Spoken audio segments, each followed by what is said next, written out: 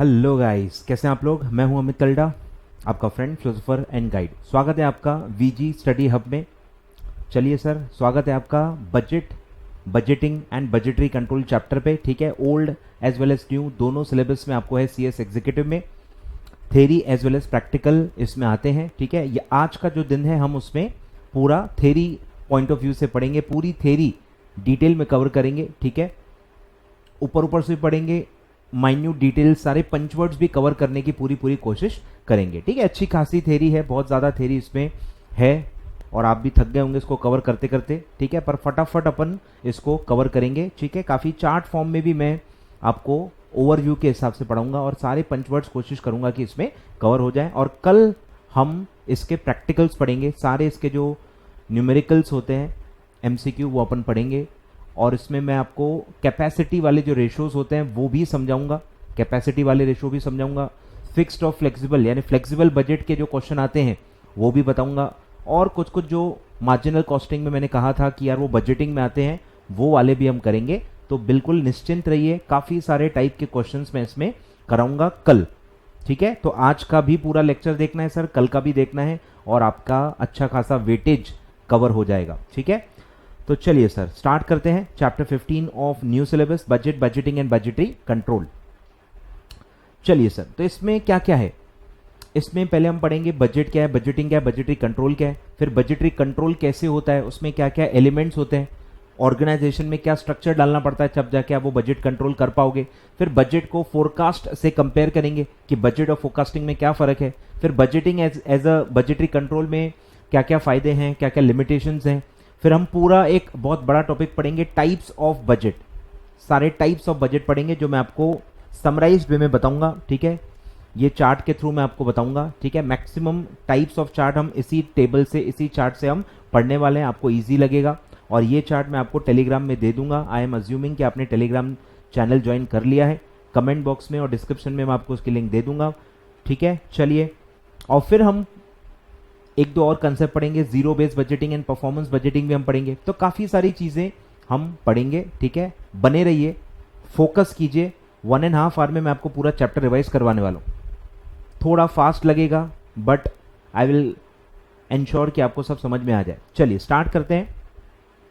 तो बजट क्या है सर, बजट क्या है। बजट को सीमा ने डिफाइन किया है, chartered institute of management accountants London, Seema.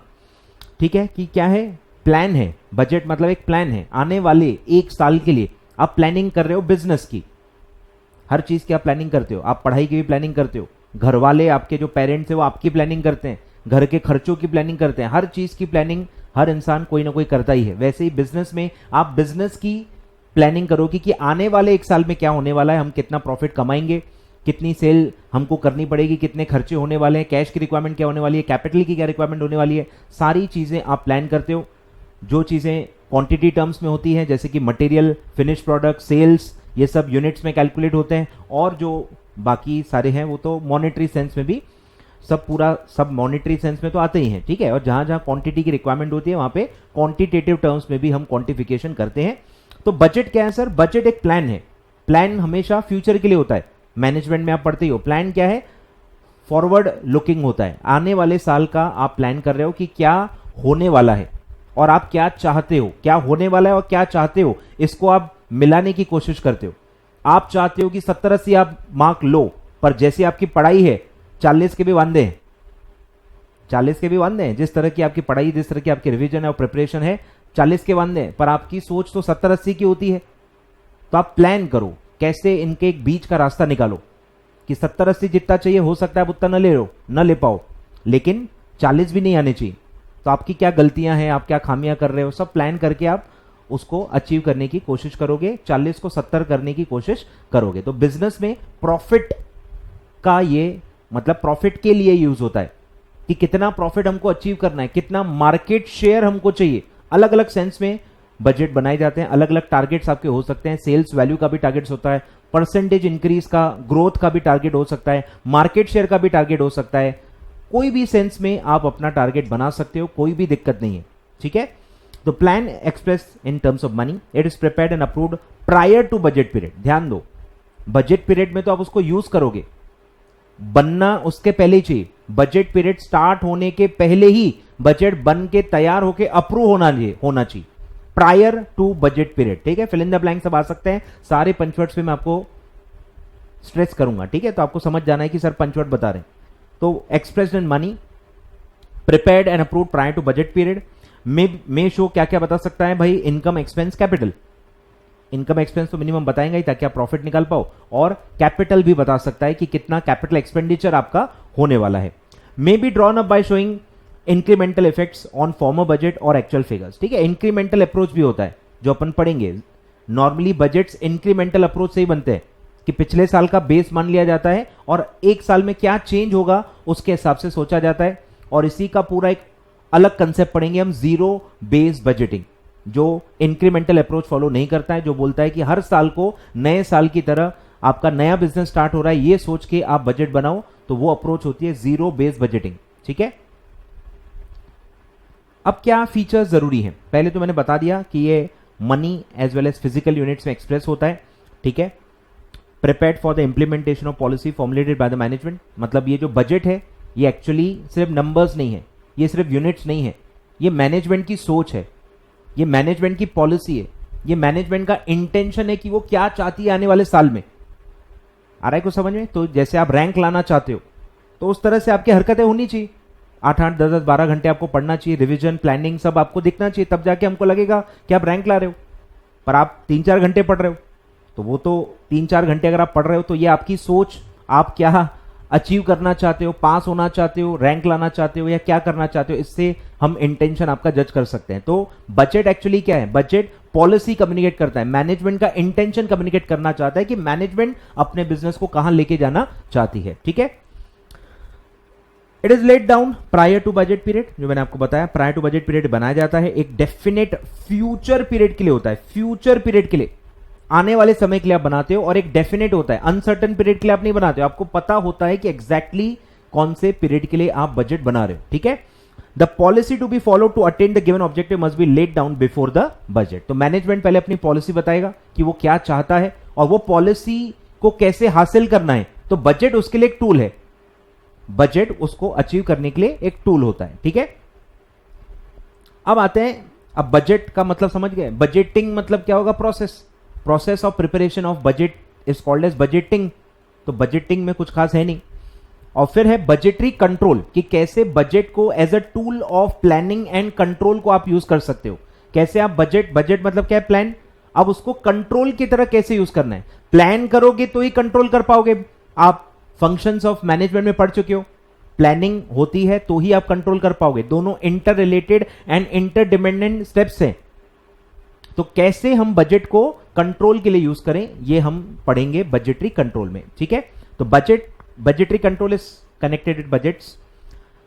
Seema London, ठीक है, defines budgetary control as establishment of budgets. Budgetary control कैसे होगा, पहले आप बजट बनाओ, ठीक है, relating to responsibility of executive, अलग अलग लोग जो बजट में पार्टिसिपेट करेंगे वो क्या इनपुट्स देंगे, कौन बनाएगा, कौन कंपाइल करेगा, कौन ऑल्टर करेगा, कौन अप्रूवल लेके देगा, पूरा जो सेटअप होता है ऑर्गेनाइजेशन का वो कंट्रोल के तहत आपको इंस्टॉल करना पड़ेगा।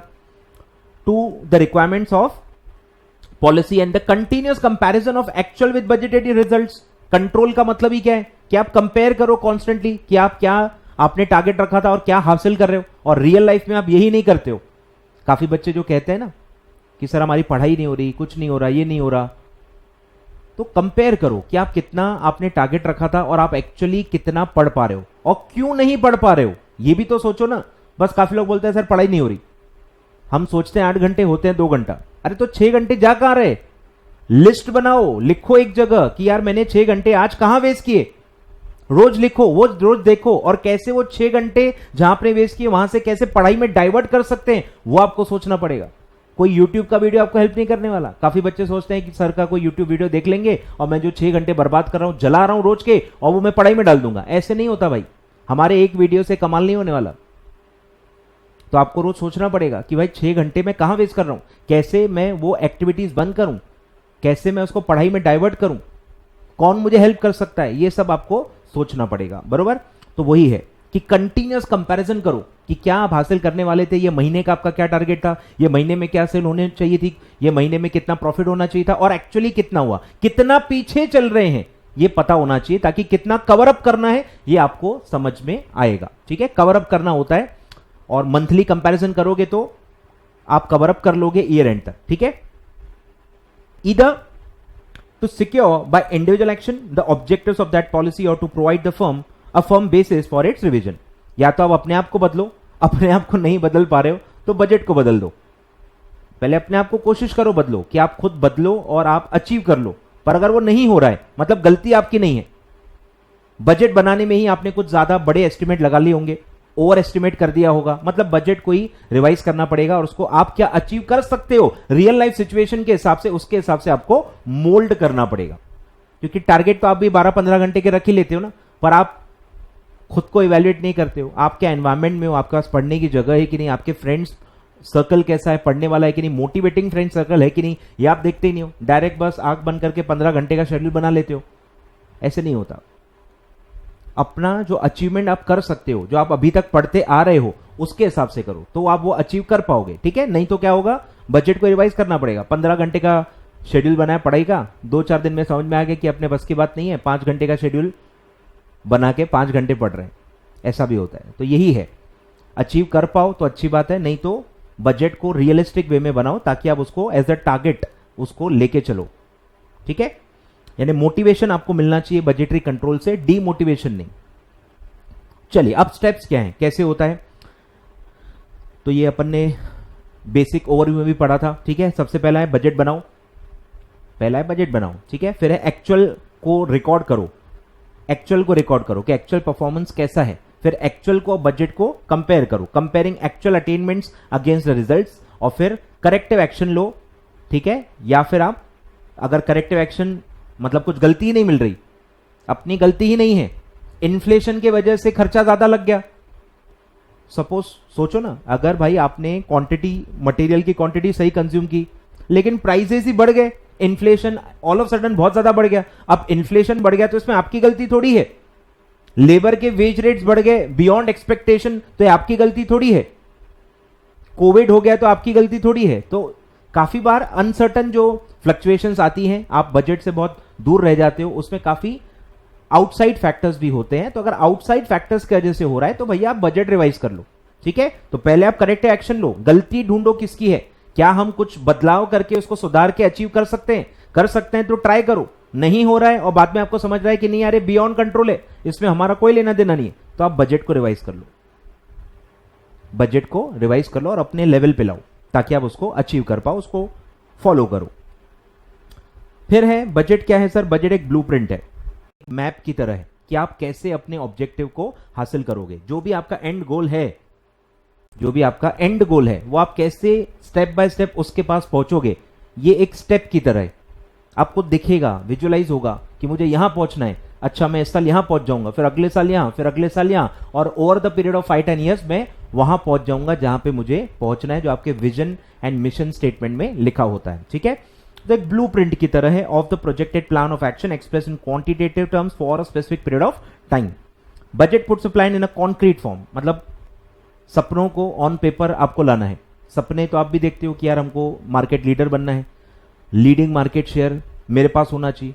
मैं भी सपने देखता हूं, हजारों बच्चे मेरे से पढ़ने चाहिए, लाइव बच्चे आने चाहिए, हजार आते नहीं है लेकिन, तो ऐसा होता है। तो ये कॉन्क्रीट फॉर्म में आपका होना चाहिए। सपने ख्याली पुलाव तो सब पकाते हैं, पर आपका प्लान क्या है, कैसे आप वो सेल करोगे, कैसे वो इतने नंबर ऑफ यूनिट्स आप बेचोगे, इतने कस्टमर्स आपके कैसे लेंगे, इतना मार्केट शेयर आप कॉम्पिटिटर से कैसे ग्रास्प करोगे, आपकी प्लानिंग क्या है, आपकी स्ट्रैटेजी क्या है, आपका यूनिक सेलिंग प्रपोजिशन क्या है, तो वो ऑन पेपर लाओ, ऑन पेपर उसका पूरा प्लान बनाओ, मार्केटिंग करो, उसका अचीव करने को इंप्लीमेंटेशन के लिए आपको ध्यान देना पड़ेगा। तो कॉन्क्रीट फॉर्म में एक प्लान बनता है because of budget and follow up action to see that the plan is adhered to complete the system of control while budgeting is the art of planning. ठीक है, ध्यान दो, ये भी क्वेश्चन आता है कि बजटिंग क्या है, सिर्फ प्लानिंग है, कुछ कर नहीं रहे, सिर्फ ऑन पेपर हम प्लानिंग कर रहे हैं, उसको इंप्लीमेंट करना बजटिंग में नहीं आता। बजटिंग मतलब बस ऑन पेपर नोट्स बनाना,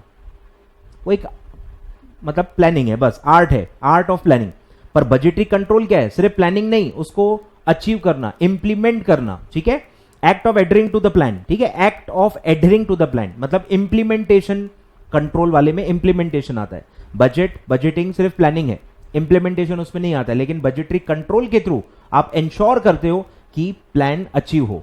ठीक है, तो इन्वॉल्व्स कंटिन्यूअस कंपैरिजन, ठीक है, of actual results with the that of budgets and taking appropriate remedial action. तो ऊपर भी हम पढ़ चुके हैं।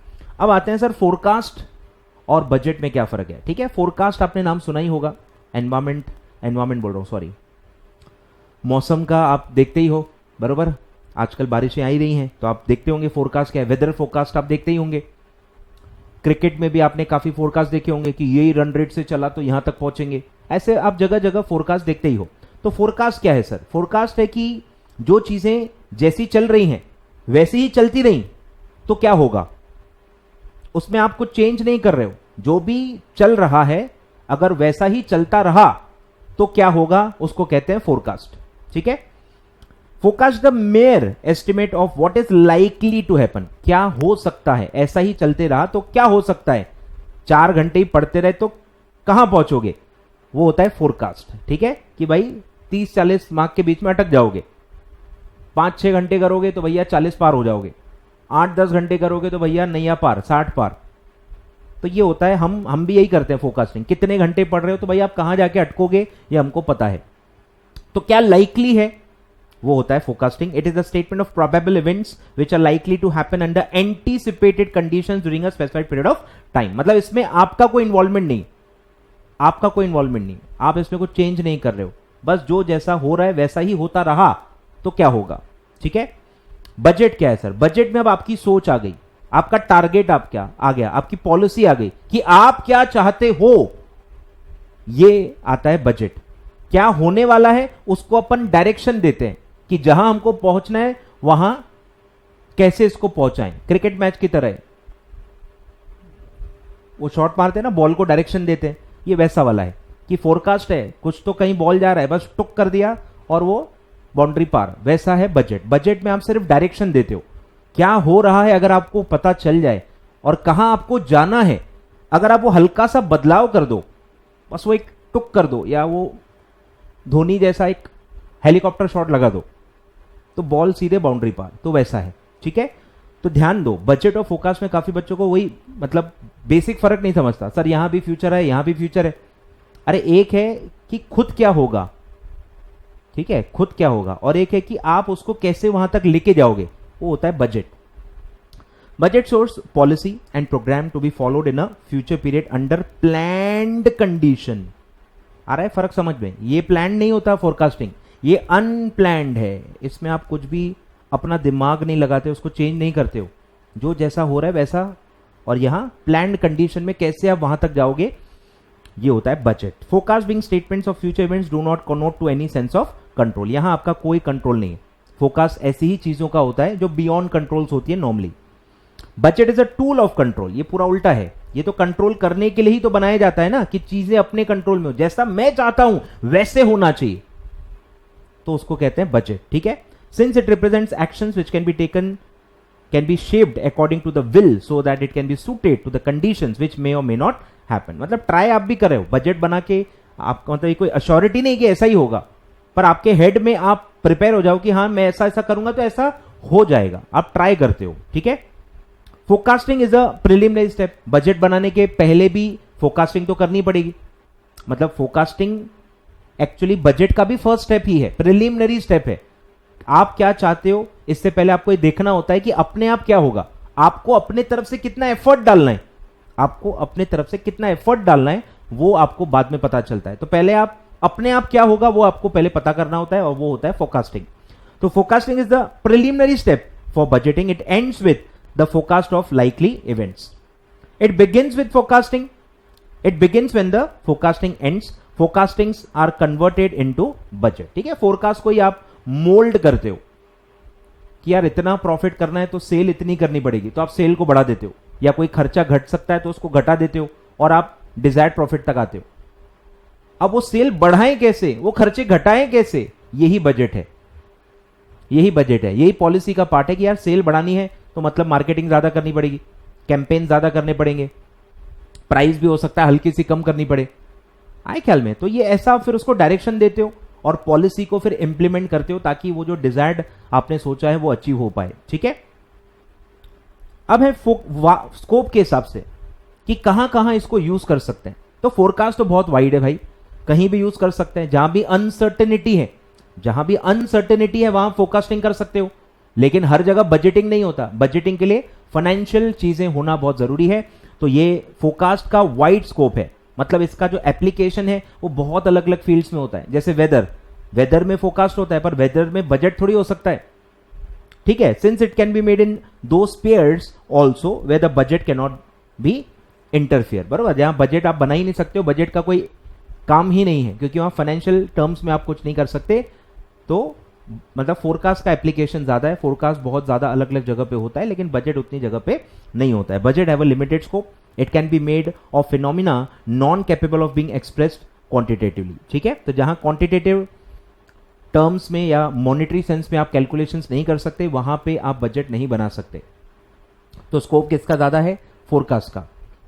ठीक है, ऐसे 4 पॉइंट्स हैं कंपैरिजन के बिटवीन फोरकास्ट एंड बजट्स। चलिए सर आगे बढ़ते हैं।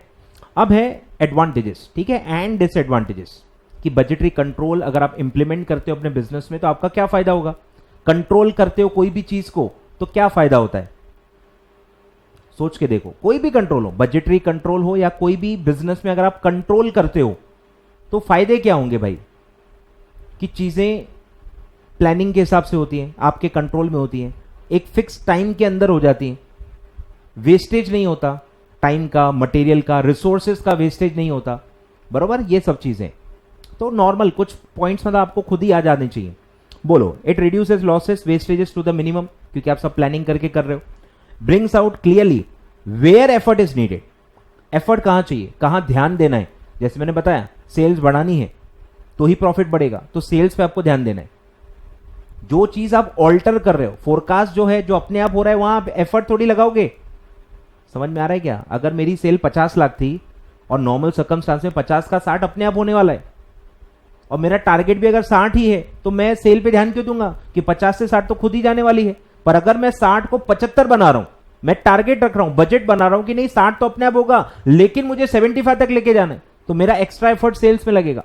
तो आपको फैक्टर्स पता चलते हैं कि कहां आपको ध्यान देना है, कहां आपको एक्स्ट्रा एफर्ट लगाना है, और वो पॉलिसी का पार्ट आप बना देते हो उसको। ठीक है, to remedy the situations, achieve maximum profitability by planning the income and expenditure through optimum use of available resources. Wastages कम होते हैं, लॉसेस कम होते हैं, तो क्या होगा? प्रॉफिट मैक्सिमम हो जाएगा। फिर है फैसिलिटेट सेंट्रलाइज कंट्रोल। बराबर, रिमोट कंट्रोल मैनेजमेंट के पास होता है, सेंट्रलाइज कंट्रोल आप अचीव कर सकते हो with delegate authority and responsibility. हल्के फुल्के काम आप डेलीगेट कर सकते हो, लेकिन कंट्रोल जो है वो सेंट्रलाइज्ड होता है। ठीक है, various activity like production, sales, purchase of materials are coordinated with the help of budgetary control. Coordination मतलब बहुत बेटर होता है। अनप्लैंड वे में अगर आप काम करो तो कोऑर्डिनेशन होता नहीं, लोग बरोबर तालमेल बिठाते नहीं है। बिजनेस में भी ऐसा होता है कि यार कोई इंफॉर्मेशन आपको चाहिए, सामने वाला दे नहीं रहा, पर आप अगर पहले से प्लान कर लो, बजट बना लो, बजटिंग में आप ये भी ध्यान देते हो कि कौन सा डिपार्टमेंट कौन से दूसरे डिपार्टमेंट पे डिपेंडेंट है, कौन सी इंफॉर्मेशन कहां से फ्लो होगी, कौन सा मटेरियल कहां से फ्लो होगा, कौन सा पैसा कहां से फ्लो होगा, तो आप पहले से ही इंटरडिपेंडेंसी पे ध्यान दे देते हो, पहले से बातचीत कर लेते हो। फुटबॉल में और उसमें होता है ना, पास करना रहता है, तो पहले ही आप बातचीत कर देते हो कि भाई वो पास कर देना। काफी मूवीज में दिखाया भी ना, तो वो है चक दे, आपने देखी होगी, हॉकी में भी होता है, तो वो है। तो कोऑर्डिनेशन अच्छा बैठ जाता है, आपको पहले ही पता चल जाता है कि यहां कोऑर्डिनेशन में प्रॉब्लम होगा, ये लोग नाटक करेंगे और काम आपका अटकाएंगे, तो आप पहले से बोल के रखते हो कि भैया कोऑर्डिनेशन दिखाना, तालमेल दिखाना, फाइल अटकाई, इंफॉर्मेशन अटकाई तो देख लूंगा। ठीक है, the task of managerial coordination and control is facilitated through the budget. Same point है, कोऑर्डिनेशन और कंट्रोल का फैसिलिटेशन होता है, इजी हो जाता है। It cultivates the management the habit of thinking ahead, आपको प्लान करने की आदत भी डलवा देता है हर साल। ठीक है, तो ये बहुत ही नॉर्मल फायदे हैं।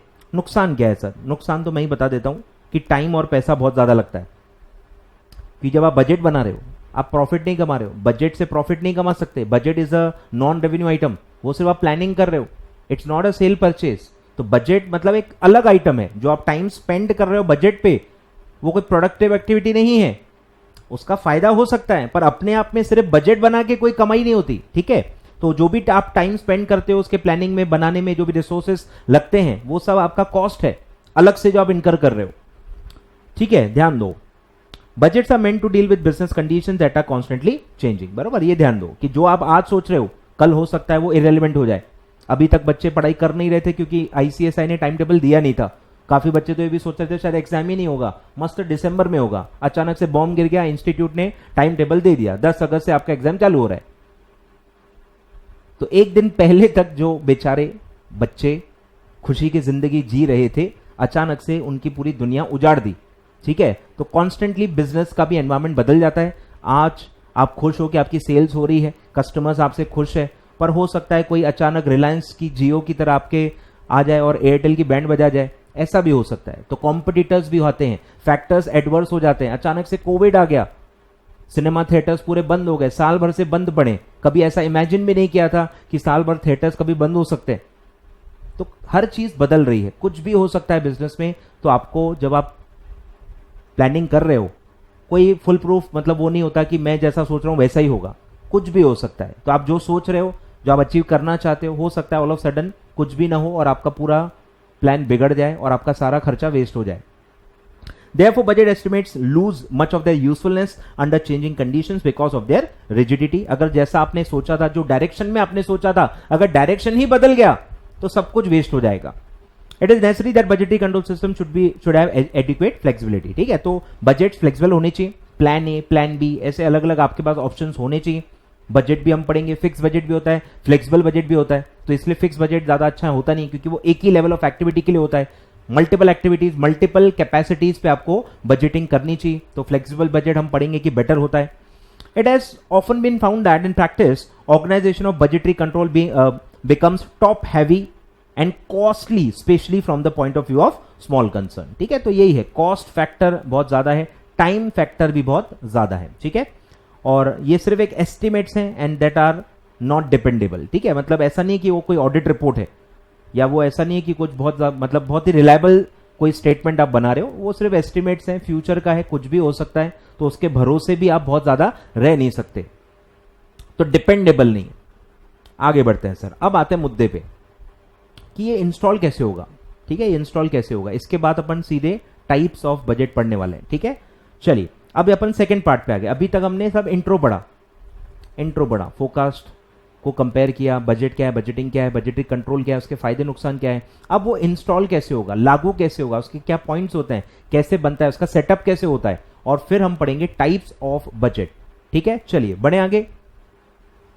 कमेंट करो भाई, अभी तक समझ में आया कि नहीं आया, आया कि नहीं आया। पंच वर्ड्स में हाईलाइट कर रहा हूं, अगर आप ध्यान दोगे तो। ठीक है, ध्यान देना पड़ेगा। चलिए सर, स्टार्ट करें इंस्टॉलेशन कि ये पूरा जो सिस्टम है, पूरा कंट्रोल सिस्टम है, ये कैसे इंप्लीमेंट होगा, कैसे हम बजट बनाएंगे, कैसे हम एक्चुअल फिगर्स को रिकॉर्ड करेंगे, कैसे उनको कंपेयर करेंगे, कैसे हम करेक्टिव मेजर्स इंप्लीमेंट करेंगे। तो ये पूरा कैसे होगा, क्या क्या चीजें जरूरी हैं, वो हम पढ़ेंगे। पहला है ऑर्गेनाइजेशन चार्ट, कि सबसे पहले आपको क्या करना है भैया, एक चार्ट बनाओ, हायरार्की बनाओ कि कौन क्या काम करेगा, कौन किसके अंडर में आएगा, कौन किसका बॉस है, कौन किसका सबऑर्डिनेट है। समझ में आ रहा है क्या? तो रिलेशन पूरा एस्टैब्लिश करो, पूरा ऑर्गेनाइजेशन का चार्ट बनाओ ताकि बाद में दिक्कत ना हो। ठीक है, An organization chart is a statement defining functional representatives of executive responsible for accomplishment of the organization objective. Functional responsibility of particular executive, बराबर, किसको क्या करना है, एक पर्सन है, एक मैनेजर है, तो उसको क्या करना है, उसको क्या काम करना है, कौन से फंक्शन में क्या काम करना है। फिर है डेलीगेशन ऑफ अथॉरिटी, कि कौन किसको काम डेलीगेट कर रहा है, कौन बॉस है, कौन सबऑर्डिनेट है, तो आप काम डेलीगेट कर सकते हो लोअर लेवल्स में। Relative position of functional head with the other heads of function, heads of other function, की जो हायरार्की होती है, फिनांस है, लीगल है, अकाउंटिंग है, सेल्स है, मार्केटिंग है, कौन क्या लेवल पे है, रिलेटिव पोजीशन क्या है, कौन किसका बॉस है, कौन किसका सबऑर्डिनेट है, कौन बराबर लेवल में है, ये सब आपको पहले ऑर्गेनाइजेशन चार्ट के थ्रू एस्टैब्लिश करना पड़ेगा। ठीक है, चलिए सर, तो पहला है ऑर्गेनाइजेशन चार्ट बनाओ। फिर है सर बजट कमिटी बनाओ, एक अलग से कमिटी बनाओ, क्योंकि कोई आपका नॉर्मल काम नहीं है, ये अलग ही काम है, तो इसकी कमिटी अलग बनाओ जो पूरा जिम्मेदारी लेगी। कि ये बजट कैसे बनेंगे, कौन बनाएगा, डेटा कहाँ कहाँ से आएगा, क्योंकि बजट मतलब आपको पूरा सेल, पूरा खर्चा, सब कैपिटल, फिक्स्ड एसेट, सबकी डिटेल चाहिए। मतलब हर डिपार्टमेंट इन्वॉल्व है, मार्केटिंग भी इन्वॉल्व है, मार्केटिंग को अपने खर्चे बताने पड़ेंगे, प्रोडक्शन वालों को अपने बताने पड़ेंगे, अकाउंटिंग वाले को अपने, सबको अपने अपने खर्चे बताने हैं कि उनकी क्या नीड्स हैं, कौन कौन से खर्चे करने वाले हैं, कौन से एसेट्स की रिक्वायरमेंट उनको होने वाली है। ग्राउंड लेवल से पूरा डेटा लगता है, तो ये पूरा प्रोसेस बहुत ही टाइम कंज्यूमिंग है। तो शुरुआत कब होगी, कहां से डेटा स्टार्ट होगा और मैनेजमेंट तक वो डेटा कब तक पहुंचेगा, कब वो फाइनलाइज होगा, हर एक की टाइमलाइन, स्टेप्स, प्रोसेस आपको मतलब कमिटी बनाएगी और वो एक प्रॉपर एक मैनुअल भी बनाएगी जिसके तहत ये सारी चीजें होंगी, बराबर। तो बजट मैनुअल बनेगा जो कमिटी पे लागू होगा और कमिटी उसको बनाएगी और अमेंड करते रहेगी, बराबर। तो प्रॉपर एक बजट मैनुअल होगा, मतलब अपनी मर्जी से कुछ नहीं होने वाला। प्रॉपर बोर्ड ऑफ डायरेक्टर्स पहले एक मैनुअल बनाएंगे, उसको अप्रूव करेंगे और मैनुअल के तहत सारी चीजें होंगी। उसमें सब लिखा होगा, कमिटी को क्या करना है, कमिटी के पावर्स क्या है, कमिटी की ड्यूटीज क्या है, कौन क्या करेगा, बजट को रिवाइज करना है तो किसके पास पावर्स हैं, टाइमलाइंस क्या है, हर चीज मैनुअल में लिखी होगी। ठीक है, चलिए स्टार्ट करते हैं। Budget committee is a group of representative of various functions. ठीक है, जाहिर सी बात है अलग अलग फंक्शन के लोग होने चाहिए, अलग अलग फंक्शन, पूरा मतलब जैसे इंडिया है ना, अलग अलग स्टेट्स के लोग होने चाहिए, हर स्टेट का एक एक बंदा होना चाहिए, वैसे हर फंक्शन का एक एक बंदा होना चाहिए in an organisation. As all functions are inter related and as any change in one's target will have an impact on the others. कमाई का टारगेट बढ़ा दिया तो भैया मार्केटिंग का भी खर्चा बढ़ जाएगा। सोच के देखो, मार्केटिंग वाला बैठा है, आपने उसको 2 लाख रुपए दिए साल के, 2 लाख में उसने बोला मैं 25 लाख की सेल करके दूंगा, फिर आपने सेल को 25 से 50 लाख कर दिया। वो आपको ऐसे देख रहा है, अब ये 2 लाख में 50 लाख की सेल कहां से दूंगा, अपनी 25 लाख की बात हुई थी तो मेरा 2 लाख का 4 लाख भी तो करना पड़ेगा ना। तो एक की चीज का दूसरे पे इफेक्ट होगा। फिर प्रोडक्शन वाला आपको गुस्से में देख रहा है, प्रोडक्शन वाला गुस्से में देख रहा है, अरे यार अपने 25 लाख की सेल की बात हुई थी, 50 लाख बेच तो दोगे, बनाना तो हमको है, बेच तो तुम दोगे, बनाना तो हमको है। उतने रिसोर्सेस कहां है हमारे पास, मशीन्स कहां है, इक्विपमेंट्स कहां है, लेबर कहां है, मटेरियल कहां है, तो सब इंटरडिपेंडेंट है। तो आपको सबसे बातचीत करके सारे चेंजेस करने होते हैं। एक के टारगेट के जैसे पूरे ऑर्गेनाइजेशन के दूसरे लोगों के टारगेट्स बदल जाते हैं, तो सबका अप्रूवल लगता है, वो कर पाएंगे कि नहीं कर पाएंगे। ठीक है, तो वो सब दिया है। Have its impact on that of the other. It is necessary to discuss the target so that a mutually agreed programme is determined. ठीक है, तो यही है कि भाई एक एकता का ये हो जाता है कि भाई सारे फंक्शंस के हेड्स को आप एक जगह लाते हो, उनमें तालमेल बिठाते हो, उनके कॉन्फ्लिक्ट्स को रिजॉल्व करते हो, तो ये सब वही लिखा है। नाइटिंग टुगेदर वेरियस एक्टिविटीज, नाइटिंग मतलब जोड़ना, उनके डिफरेंसेस को मिटाना। ठीक है, फिर है budget manual should specify the responsibility and duties of the budget committee. ठीक है, ये फिल इन द ब्लैंक है कि कमिटी क्या कर सकती है, कमिटी को क्या करना है, कैसे करना है, कब करना है, ये सब कौन बताएगा, तो ये सब बजट मैनुअल बताएगा। ठीक है, तो उसमें क्या क्या होता है सर, पहला है receive and review the budget. Receive and review the budget, यानी बजट कमिटी का रोल दिया है कि बजट कमिटी को रिसीव करना है और बजट को रिव्यू करना है from the respective divisions, departments and make the recommendations, recommendations देने हैं। रिकमेंड डिसीजंस और budget matters where there may be conflicts between the department. ठीक है, दो लोग झगड़ेंगे तो बीच में आके रिसॉल्व कौन करेगा, कमिटी। ठीक है, recommend changes and approval of the revise budget. ठीक है, चेंजेस रिकमेंड करना, जो भी ग्राउंड लेवल से डेटा आया है उसमें कुछ बदलाव करने की जरूरत है क्या, तो वो रिकमेंड भी कमिटी को करना है। Receive, study and analyse periodic reports comparing with the budgets. ध्यान दो, बजट तो बन गए, अब एक्चुअल रिपोर्ट्स बनेंगी, एक्चुअल डेटा बनेगा और उसको अपन कंपेयर करेंगे। ठीक है, तो वो दिया है receive, study and analyse the periodic reports. कौन सी रिपोर्ट, एक्चुअल परफॉर्मेंस की रिपोर्ट, एक्चुअल परफॉर्मेंस की रिपोर्ट। ठीक है, comparing the budget with the actual performance. Consider policies with respect to follow up procedure. Follow up procedure कुछ करना है क्या, वो भी आप देखो। ठीक है, क्योंकि जो भी आप काम करोगे, डेटा मांगोगे, वो टाइम पे देते नहीं है। वो बोलेंगे यार मेरे को यहां से कुछ डेटा आना है, वो मुझे इसमें डालना है, फिर आपको भेजना है, तो यार वो दे ही नहीं रहा। ऐसे बहाने बनाते हैं कि I am awaiting some data from other departments and he is not cooperating with me. ऐसा आपको ईमेल आता है कि मैं खुद बजट बना चुका हूं। मैं आईसीआईसीआई बैंक में था, कॉर्पोरेट ऑफिस में मुंबई में, तो मैं खुद बजट बनाता था, मतलब मेरे डिपार्टमेंट का बजट मैं देता था, तो मेरे को ये सब बहाने मिलते थे। अरे यार ये यार वो दे नहीं रहा ना, ये बस एक figure fill in the blank है, ये मैं तेरे को ऐसे दे दूंगा ना, तेरे को गालियां पड़ेंगी ऊपर से। तो ऐसे ये रोज का फॉलोअप चलता है। फॉलोअप प्रोसीजर बहुत जरूरी है। उनको एक अल्टीमेटम देना पड़ता है, भैया ये लास्ट डेट है, जैसा है दे दो, मैं भेज दूंगा ऊपर। तो ये सब बहुत ही ग्राउंड लेवल से होता है, बहुत सारे लोगों का कोऑर्डिनेटेड एफर्ट होता है बजट बनाना, और बहुत ही टाइम कंज्यूमिंग, बहुत ही फ्रस्ट्रेटिंग होता है ये, ठीक है, रियल लाइफ में। Consider and make recommendations for revision of the budget when the conditions warrant, ठीक है, जब कंडीशंस वारंट करती हैं कि नहीं यार हम तो कहीं और जा रहे थे, हम सोच यहां रहे थे पर ये तो यहां चले गया, हम सिंगापुर सोच रहे थे और कहीं और ही पहुंच गए। तो डायरेक्शन ही जब बदल जाता है, सर्कमस्टांसेस 360 डिग्री चेंज हो जाते हैं। जैसे Covid one of the biggest example है कि आप क्या सोच रहे थे, सोचो कोई सिनेमा थिएटर वाला है, वो सोच रहा था मैं इंडिया में 50 और थिएटर्स खोलूंगा, वो एक्सपांशन की प्लान कर रहा था बेचारा, और इधर उसके पूरे थिएटर ही बंद हो गए, सब कुछ बंद हो गया, लॉकडाउन लग गया पूरा महीनों भर का। तो ये होता है एकदम व्हेन कंडीशंस वारंट, मतलब पूरा उल्टा हो गया, जैसा आप सोच रहे थे वैसा हुआ ही नहीं है, सर्कमस्टांसेस पूरा उल्टा हो गया है, तो आपको बजट रिवाइज करना ही पड़ेगा। अब माइनर चेंजेस तो आएंगे ही, माइनर चेंजेस के लिए रिवीजन नहीं करना होता है, फंडामेंटल चेंज आ गया तो फिर आपको रिवीजन करना पड़ेगा, ठीक है। Make recommendations for the budget manual, budget manual में कुछ चेंजेस करने हैं क्या, वो भी कमिटी का काम है। बजट मैनुअल को जितना रियलिस्टिक रखें, प्रैक्टिकल रखें, यूजफुल रखें, उतना अच्छा होता है, ठीक है। तो उसको कुछ अपडेट करना है क्या, वो भी कमिटी का काम होगा। फिर है बजट रिपोर्ट्स, यानी एक्चुअल परफॉर्मेंस के रिपोर्ट। तो एक्चुअल परफॉर्मेंस के भी रिपोर्ट आपको बनाने पड़ेंगे, तभी तो आप बजट को और एक्चुअल को कंपेयर कर पाओगे। Performance evaluation and reporting variances, variances मतलब differences, is an integral part of all control systems, establishing budgets in itself of no use.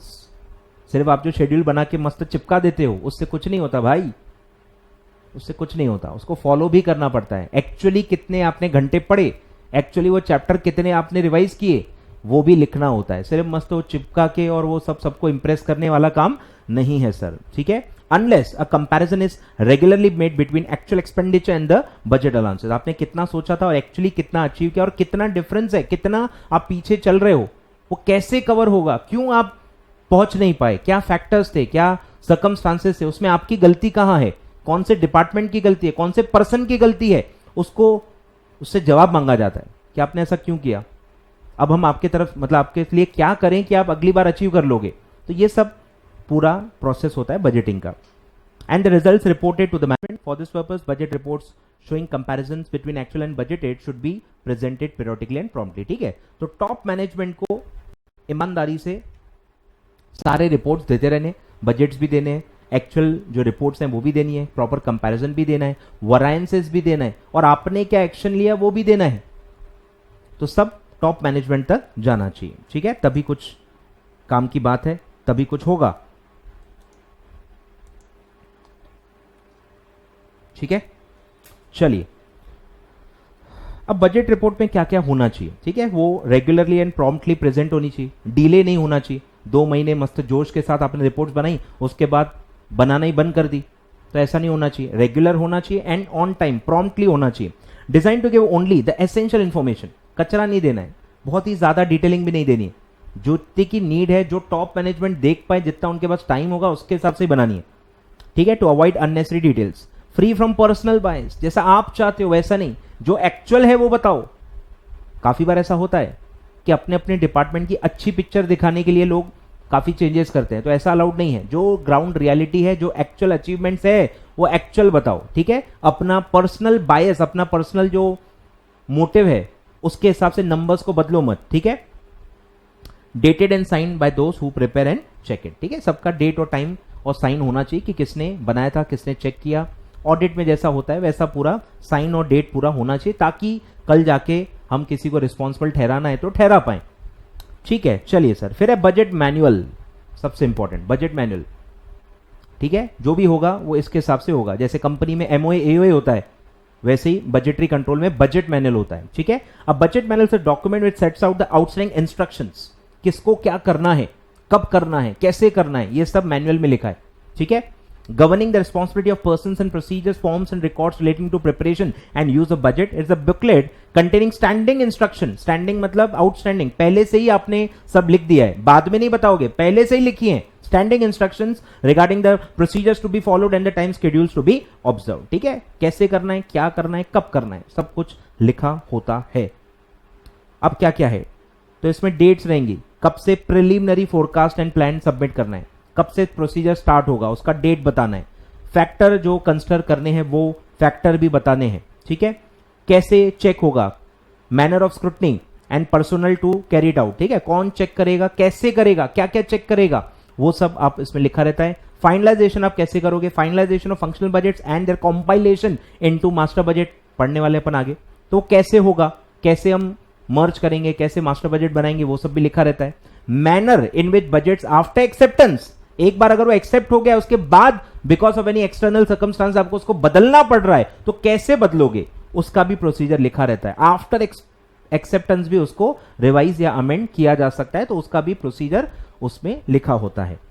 फिर है matters to be included in the budget on which action may be taken only with the approval of top management, कि ऐसे बड़े बड़े factors, बड़ी चीजें जो आप सिर्फ टॉप मैनेजमेंट के अप्रूवल से ही कर सकते हो, वो भी अलग से देने कि यार ये काम बिना टॉप अप्रूवल के आप नहीं कर सकते, बाकी आप कर लो जो करना है, पर कुछ इंपॉर्टेंट क्रूशियल फैक्टर्स ऐसे आप नोट डाउन कर सकते हो जो टॉप मैनेजमेंट के अप्रूवल से ही होने चाहिए, ठीक है। तो ये सब आपके मैनुअल में लिखा होगा। चलिए सर, अब आते हैं जबरदस्त टॉपिक पे, वो है टाइप्स ऑफ बजट। अब मैंने वो चार्ट आपको एक्चुअली नोट्स पे नहीं दिया है, वो चार्ट मैं आपको टेलीग्राम के थ्रू दे दूंगा, ठीक है, तो बहुत जरूरी है रिवीजन के लिए। तो आ जाइए, आ जाओ, types of budget, types of budget, ठीक है, आ जाओ। पहले इजी वाले देखते हैं, ठीक है, चिंदी वाले जो है छोटे छोटे वो देख लेते हैं फटाफट। तो पहला है on the basis of period, time period के हिसाब से बजट्स को कैसे क्लासिफाई किया जाता है। नंबर 1 लॉन्ग पीरियड और एक है शॉर्ट पीरियड, ठीक है। लॉन्ग पीरियड मतलब मोर देन 1 ईयर, ठीक है, नॉर्मल अकाउंटिंग वाला ही है। More than 1 year, more than 1 year है तो वो लॉन्ग टर्म होगा। फिर लॉन्ग टर्म है मतलब काई के लिए काम आएगा, प्लानिंग के लिए, प्लानिंग फोरकास्टिंग, कौन यूज करेगा उसको, टॉप मैनेजमेंट। प्लानिंग कौन करता है भाई, टॉप मैनेजमेंट करती है। प्लानिंग के हर स्टेप हर स्टेज ऑफ मैनेजमेंट करती है, पर जो फोरकास्टिंग और जो बड़ी प्लानिंग है वो टॉप मैनेजमेंट करती है, ठीक है। Helps in business forecasting and forward planning. और फिर है एग्जाम्पल क्या है, capital expenditure budget and research development budget, बरोबर, ये सब लॉन्ग टर्म वाले हैं। कैपिटल एक्सपेंडिचर मतलब फिक्स्ड एसेट जो आपको खरीदना है, फिक्स्ड एसेट का इंपैक्ट सालों साल होता है। रिसर्च एंड डेवलपमेंट में भी जो आप इन्वेस्टमेंट करते हो, इक्विपमेंट्स खरीद रहे हो, जगह खरीदते हो, उनका भी लॉन्ग टर्म इफेक्ट होता है।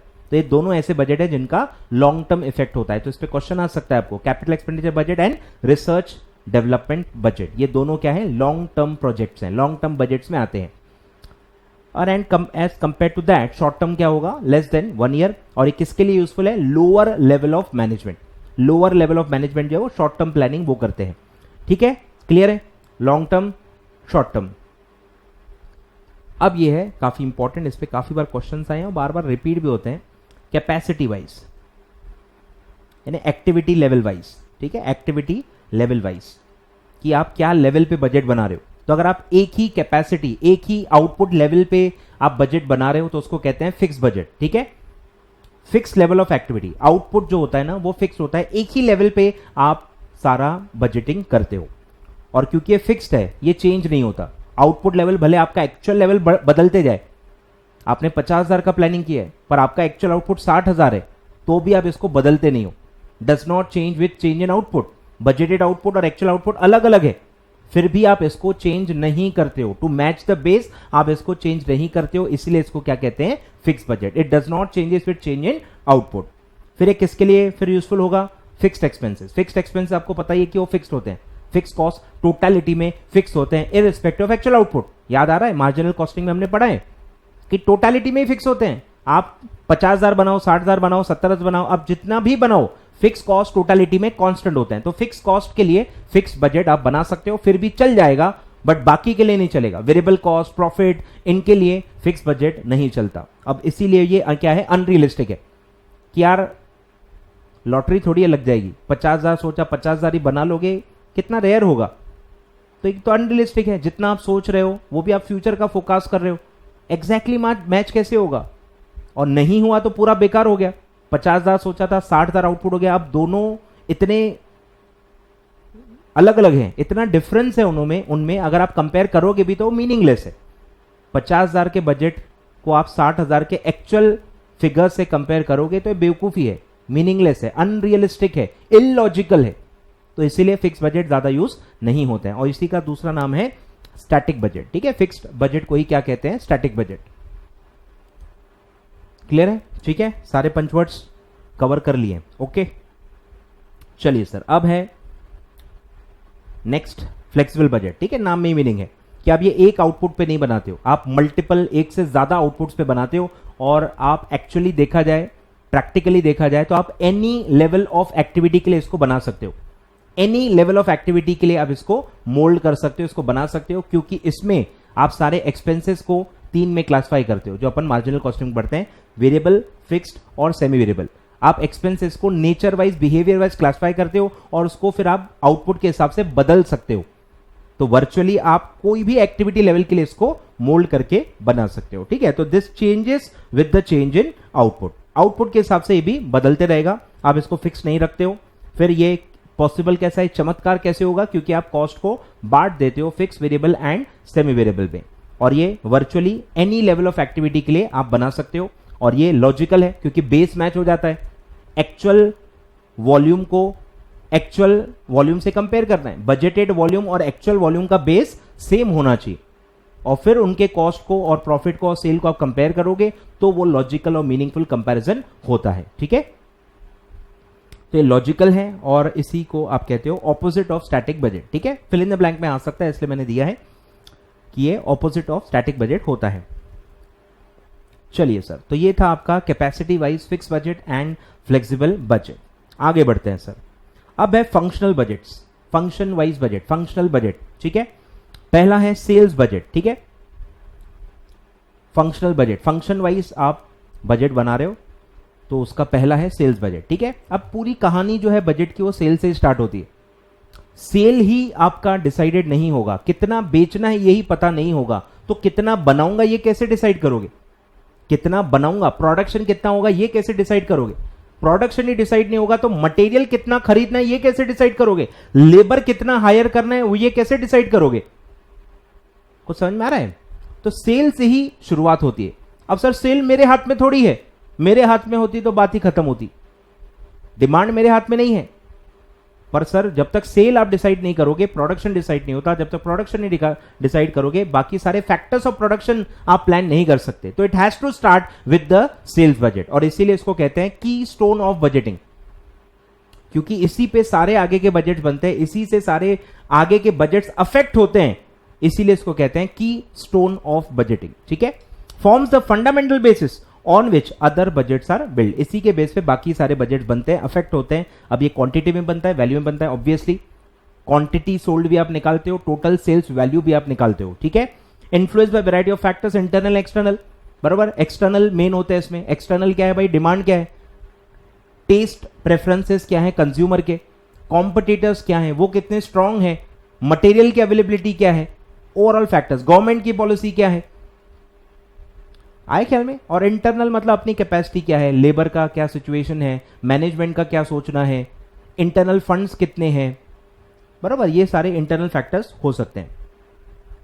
Responsibility of sales manager and market research staff, कौन बनाएगा सर इसको, सेल्स मैनेजर बनाएगा along with research market research staff. ठीक है, जो मार्केट रिसर्च करता है वो बता सकता है कि हम कितना बेच पाएंगे, और अगर ज्यादा बेचना है तो कैसे बेच पाएंगे, वो सब मार्केट रिसर्च का काम है। ठीक है, तो ये भी क्वेश्चन आ सकता है। तो ये है आपका सेल्स बजट। ठीक है, सेल्स क्वांटिटी में भी बनेगा, वैल्यू में भी बनेगा। ठीक है, अब ये बनेगा कैसे, इसको अलग अलग तरीके होते हैं बनाने के लिए। या तो आप क्वांटिटी में इसका टारगेट रख सकते हो, काफी इंडस्ट्री टू इंडस्ट्री होता है। ऑटोमोबाइल सेक्टर देखोगे तो क्वांटिटी सोल्ड में चलता है, मार्केट शेयर भी क्वांटिटी सोल्ड में काफी बार निकाला जाता है कि भाई कितनी गाड़ियां बिकती हैं, उसमें मेरी कितनी बिकती हैं, क्वांटिटी वाइज भी देखा जाता है। ठीक है, तो कुछ लोग क्वांटिटी में देखते हैं, कुछ लोग वैल्यू में देखते हैं, कुछ लोग मार्केट शेयर के हिसाब से देखते हैं कि मेरा मार्केट शेयर कितना होगा जैसे, और फिर टोटल मार्केट कितना होगा, तो मार्केट शेयर अपना टारगेट रखते हैं, फिर मार्केट शेयर को वैल्यू या यूनिट्स में कन्वर्ट करते हैं, कुछ भी हो सकता है, या पिछले साल से कितना बढ़ाना है, ये भी नॉर्मल तरीका होता है, इंक्रीमेंटल अप्रोच। ठीक है, तो ऐसे अलग अलग, अब टेलीकॉम सेक्टर में देखते हो तो नंबर ऑफ सब्सक्राइबर देखे जाते हैं, यूजर कितने हैं आपके, बराबर। तो अलग अलग सेक्टर में अलग अलग इसका टारगेट होता है, मैनेजमेंट से ही कहीं ना कहीं ये फिगर आता है। अब सेल मिल गया तो आप प्रोडक्शन में कन्वर्ट कर सकते हो। फॉर्मूला भी हम पढ़ चुके हैं, opening finish goods plus production minus closing finish good is equal to sale. कल हम यही पढ़ने वाले हैं, सारे न्यूमेरिकल्स में मैं यही बताऊंगा। तो इसका फॉर्मूला होता है proper opening finish goods plus production finish goods का ही होता है भाई, minus closing finish goods is equal to sales, वो भी फिनिश गुड्स का ही होता है। इसी को शफल करो तो production is equal to sales वही है, उसको वहीं रहने दो, add closing stock minus opening stock. तो ये फॉर्मूले से आप क्या करते हो सर, सेल्स क्वांटिटी को प्रोडक्शन क्वांटिटी में कन्वर्ट कर सकते हो। वैल्यू वाइज नहीं होता ये भैया, वैल्यू वाइज नहीं होता, यूनिट वाइज होता है।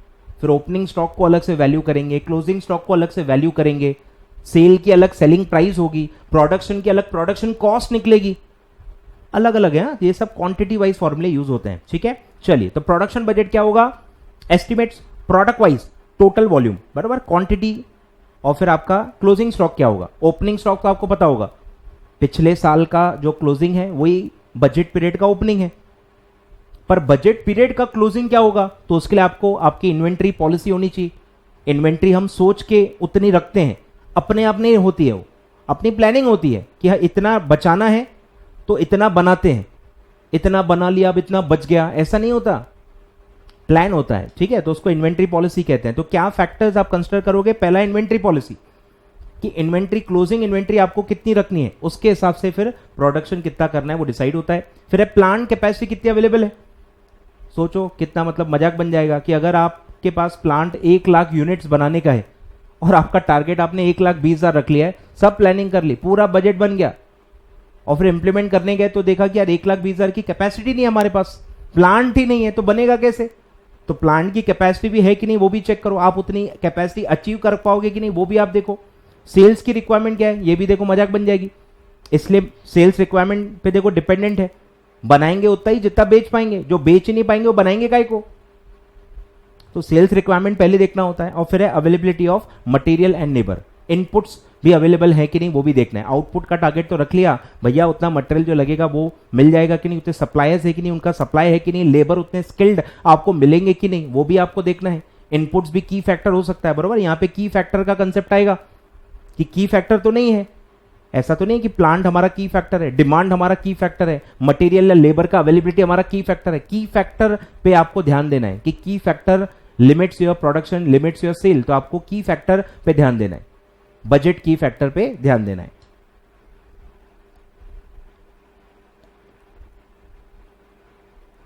अच्छा, बजट की फैक्टर से याद आया कि आपके मॉड्यूल में कुछ दिया हुआ है, पढ़ लेते हैं।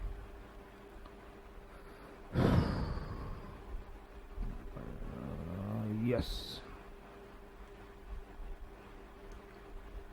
की फैक्टर, बजट की फैक्टर, तो डेफिनेशन वही है जो मार्जिनल कॉस्टिंग में पढ़ा, वही है, लिमिटिंग फैक्टर ही है ये, जो आपका प्रोडक्शन लिमिट करता है ओवर अ सर्टेन पीरियड, उसको कहते हैं बजट की फैक्टर, ठीक है। अब उसका देखो एग्जांपल दिया है, बजट फैक्टर और की फैक्टर सेम है, कंसेप्ट सेम है। तो मटेरियल में क्या हो सकता है, availability of supplies, supplies available नहीं है, रॉ मटेरियल अवेलेबल नहीं है। लेबर में क्या हो सकता है, सेम, शॉर्टेज इन की प्रोसेसेस। मशीनरी में क्या हो सकता है, लैक ऑफ स्पेस, जगह ही नहीं है आपके पास उतना बड़ा मशीन रखने के लिए। सेल्स में क्या है, लो मार्केट डिमांड। फिनांस में क्या है, लॉन्ग टर्म और शॉर्ट टर्म फंड्स अवेलेबल नहीं है, सब मतलब बैंक के पास ही पैसा नहीं है बिकॉज ऑफ आरबीआई पॉलिसी। और मैनेजमेंट में क्या है, lack of managerial time for additional work. तो ये टाइप के की फैक्टर अलग अलग रिसोर्स से रिलेटेड हो सकते हैं। अब कुछ इंडस्ट्री वाइज भी आपको दिए, कुछ इंडस्ट्री वाइज भी आपको दिए हैं, तो अच्छे से पढ़ के जाना भैया, आ सकता है क्वेश्चन। बोलो, मोटर कार इंडस्ट्री में क्या की फैक्टर है, डिमांड, जितनी डिमांड है उतना आप बना सकते हो। अभी तक मोटर कार वाले इसमें रिसोर्सेज की कोई कमी नहीं है, इनपुट्स की कोई कमी नहीं है, डिमांड एक कमी है, डिमांड ही कम है, जितनी डिमांड है उतना ही वो बनाते हैं। फिर एल्यूमिनियम इंडस्ट्री में पावर की मतलब कंस्ट्रेंट है, जितना पावर होगा उतना ही एल्यूमिनियम आप बना सकते हो। पेट्रोलियम में, रिफाइनरी में है, क्रूड ऑयल कितना है, क्रूड ऑयल को रिफाइन करेंगे ना, क्रूड ऑयल जितना एक्सट्रैक्ट होगा उतना ही रिफाइन करके ऑयल और अलग अलग पेट्रोल या डीजल बनेंगे। Electro optics, skill technician. और हाइड्रो पावर जनरेशन, मॉनसून पे डिपेंडेंट होता है वो, ठीक है। तो कुछ इंडस्ट्री लेवल पे भी की फैक्टर्स का क्वेश्चन आपको आ सकता है। तो ये मैंने आपको कवर करवा दिया सर। कहां गया, चलिए बढ़े आगे। अरे यार ये भी नहीं था, सॉरी, यहाँ थे अपन। ठीक है, बजट की फैक्टर मैंने आपको बता दिया। चलिए अब है प्रोडक्शन कॉस्ट बजट। पहले क्या था? प्रोडक्शन बजट, यानी वो क्वांटिटी के बारे में था। अब है कॉस्ट बजट। ठीक है, प्रोडक्शन की कॉस्ट। प्रोडक्शन की कॉस्ट क्या होती है? Material, labour, overhead. Material, labour, overhead, वही है मटेरियल, लेबर और ओवरहेड। अच्छा कहां गए थे भाई? नीचे, ओवरहेड। आए ख्याल में? तो ये है। तो मटेरियल बजट कैसे बनेगा? अब मटेरियल किसके लिए लगता है? प्रोडक्शन के लिए। तो आपको इनपुट आउटपुट रेशो पता होगा कि इतना आउटपुट बनाना है तो कितना इनपुट लगेगा। तो इनपुट आउटपुट रेशो से आप आउटपुट को इनपुट में कन्वर्ट करोगे। ठीक है, ध्यान दो। Out out out out out output को आप इनपुट में कन्वर्ट करोगे। इनपुट भी जो आएगा वो आएगा कंज्यूम्ड, कि कितना रॉ मटेरियल कंज्यूम होगा। फिर कंज्यूम्ड को भी आपको कन्वर्ट करना पड़ेगा मटेरियल परचेस में, कि डिसीजन तो परचेस का लेना है ना। तो कंज्यूम्ड को परचेस में कैसे कन्वर्ट करेंगे? तो आपका जो रॉ मटेरियल का फॉर्मूला होता है, opening raw material plus purchase minus closing is equal to raw material consumed. ये फॉर्मूले से कन्वर्जन होगा। कंज्यूम्ड आपको पता है, सेम फॉर्मूला घुमाओ और आपको परचेस पता चल जाएगा। ठीक है, तो जैसे प्रोडक्ट सेल से प्रोडक्शन पे आए, वैसे ही मटेरियल कंज्यूम से मटेरियल परचेस पे आपको आना है और मटेरियल वाइज आपको पूरा परचेस का बजट बनाना है। ठीक है, तो मटेरियल परचेस बजट है ये। तो क्या क्या है इसमें ध्यान देना है? Estimate the raw material requirement, scheduling of purchase as required quantity at required time, कब कितना किससे परचेस करना है ये पूरा इस बजट में आप डिसाइड करते हो। कब, टाइमिंग ऑफ परचेस, कितना, क्वांटिटी ऑफ परचेस और कौन से सप्लायर से बाय करना है, ये सब इस बजट में इंक्लूड होता है। और इससे आप इन्वेंट्री भी कंट्रोल कर सकते हो। ठीक है, कंट्रोलिंग ऑफ इन्वेंट्री भी इससे पॉसिबल हो जाता है। कौन सी इन्वेंट्री? रॉ मटेरियल की इन्वेंट्री। तो कोटेशंस आप लेते हो, सप्लायर के कोटेशंस आपके पास होते हैं। ठीक है, इसमें भी quantity as well as value बनेगा। क्वांटिटी तो मैंने आपको बता दिया, प्रोडक्शन पे इनपुट आउटपुट रेशो लगाओ तो रॉ मटेरियल कंज्यूम निकलेगा। रॉ मटेरियल कंज्यूम पे वो फॉर्मूला लगाओगे तो रॉ मटेरियल परचेस मिल जाएगा। फिर परचेस पे अगर परचेस प्राइस से मल्टीप्लाई करोगे तो रॉ मटेरियल पूरा वैल्यू का बजट भी मिल जाएगा। प्राइस सर कौन बताएगा? सर आपने सप्लायर से पहले से कोटेशन लेके रखे होंगे। प्राइस तो सप्लायर्स के साथ ऑलरेडी आप काम कर ही रहे, आपको प्राइसेस पता ही होते हैं ना, या आप कोटेशन से, कॉन्ट्रैक्ट से आप मतलब उनके प्राइसेस ले सकते हो टेंडर लेके। ठीक है, फिर है लेबर बजट। इसमें मैं लिख नहीं पाया एक्चुअली, टाइम नहीं मिला। लेबर और प्लांट यूटिलाइजेशन बजट ऊपर ऊपर से बता देता हूं। लेबर बजट में क्या है सर? लेबर के आवर्स और लेबर का वैल्यू दोनों निकलेगा। आवर्स कैसे निकलेगा? Same, time required for 1 unit of output, वो पता होता है। जो भी टेक्निकल पर्सन होते हैं प्रोडक्शन के, उनको पता होता है कि 1 यूनिट ऑफ आउटपुट बनाने के लिए कौन से लेबर के कितने आवर्स लगते हैं। बस आपको मल्टीप्लाई करना है इनपुट आउटपुट रेशो टाइम का। तो कितना आउटपुट है, कितने आवर्स लगते हैं, मल्टीप्लाई करो तो आपको लेबर आर का रिक्वायरमेंट पता चल जाएगा। और अगर लेबर आर रेट आपको पता चल गया, जो तो आप ही डिसाइड करते हो, रेट, वेज रेट तो आप ही डिसाइड करते हो, आपको तो पता ही होगा, एचआर डिपार्टमेंट से पूछ लो, तो वो वेज रेट से मल्टीप्लाई कर लो तो आपको टोटल लेबर का कॉस्ट भी पता चल जाएगा।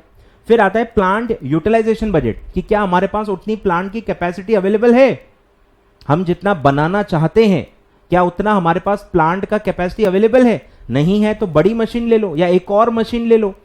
तो प्लांट की कैपेसिटी कितनी अवेलेबल है, कितनी लगेगी, एक सर्टेन आउटपुट बनाने के लिए कितनी कैपेसिटी कंज्यूम होगी, उतनी है कि नहीं है, ये सब प्लांट यूटिलाइजेशन बजट में बनता है। ठीक है, तो ये था आपका material, labour and plant utilisation.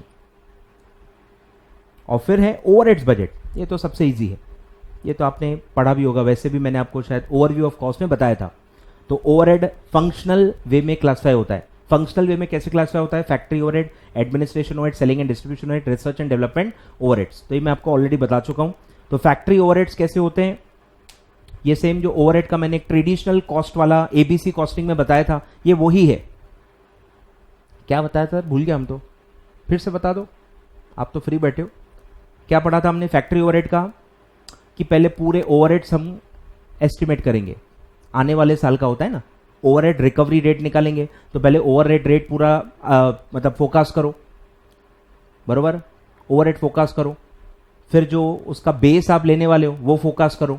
जो इसमें अपन ने दो ये पढ़े थे ना, blanket overhead rate, blanket recovery rate, और एक था मल्टीपल रिकवरी रेट। अलग अलग ऐसे रेट्स होते हैं। फिर हमने पढ़ा था कि यार पहले सारा खर्चा सारे डिपार्टमेंट्स में बांट दो, primary distribution of overheads. Department दो टाइप के होते हैं, प्रोडक्शन डिपार्टमेंट, सर्विस डिपार्टमेंट। सारे डिपार्टमेंट्स में आप पहले बांट दो, उसको कहते हैं प्राइमरी डिस्ट्रीब्यूशन ऑफ ओवरहेड्स। फिर सर्विस डिपार्टमेंट के कॉस्ट रीएलोकेट करो प्रोडक्शन डिपार्टमेंट में, उसको कहते हैं सेकेंडरी डिस्ट्रीब्यूशन ऑफ ओवरहेड। और फिर वो प्रोडक्शन का जो पूरा कॉस्ट एलोकेट हुआ है उसको डिवाइड करो उसके बेस से, मशीन आर या लेबर आर जो भी होगा, तो आपका वो रेट निकलेगा। और फिर एक्चुअल जितना भी वो आर कंज्यूम हो रहा है वो रेट से आप उसको चार्ज करते जाओ। तो ये जो आप चार्ज कर रहे हो ये फैक्ट्री ओवरहेड ही है, ठीक है। तो मैं आपको बता चुका हूं। एडमिन ओवरहेड्स कैसे होंगे? एडमिन तो पूरा ऑफिस वाला है, उसका आउटपुट से कोई लेना देना नहीं, तो ये तो अलग ही है कि भाई सैलरी कितनी लगेगी, आप एनुअल इंक्रीमेंट देख लो, ऑफिस स्टाफ का कितना एनुअल इंक्रीमेंट है, ऑफिस के खर्चे देख लो, तो वो अलग ही है। इसका प्रोडक्शन से कोई लेना देना नहीं है। तो एडमिन ओवरहेड्स अलग ही तरीके से फोरकास्ट होते हैं। सेलिंग डिस्ट्रीब्यूशन सेल्स के हिसाब से होंगे। सेलिंग कमीशन कितनी सेल क्वांटिटी होगी, फिर कमीशन का क्या परसेंटेज है, सेल्स स्टाफ को क्या अपने टारगेट के हिसाब से कमीशन पूरा बोला है, मार्केटिंग का कितना खर्चा होगा, तो वो सब से आप सेलिंग एंड डिस्ट्रीब्यूशन निकालते हो, ठीक है। और फिर है R&D। तो ये सब अलग ही बजट है, ये अलग ही बजट है, इनडायरेक्ट कॉस्ट है, अलग ही बजट है, अलग ही तरीके से ये बनते हैं, इनका आउटपुट से कोई कनेक्शन नहीं होता। क्लियर है? अब आते हैं सर आगे, फाइनेंशियल बजट। फाइनेंशियल बजट में दो टाइप के बजट हैं, पहला है कैश बजट, दूसरा है कैपिटल एक्सपेंडिचर बजट, ठीक है। कैपिटल एक्सपेंडिचर पहले देख लेते हैं। नाम में ही मीनिंग है कि कितना कैपिटल एक्सपेंडिचर होने वाला है, कितना फिक्स्ड एसेट में आपका पैसा लगने वाला है। तो आप हर डिपार्टमेंट से पूछते हो भैया आपको कौन कौन से एसेट की रिक्वायरमेंट है, light, fan, computer, software, printers, furniture, machine, equipments, AC, TV नहीं आता, सॉरी टीवी नहीं है,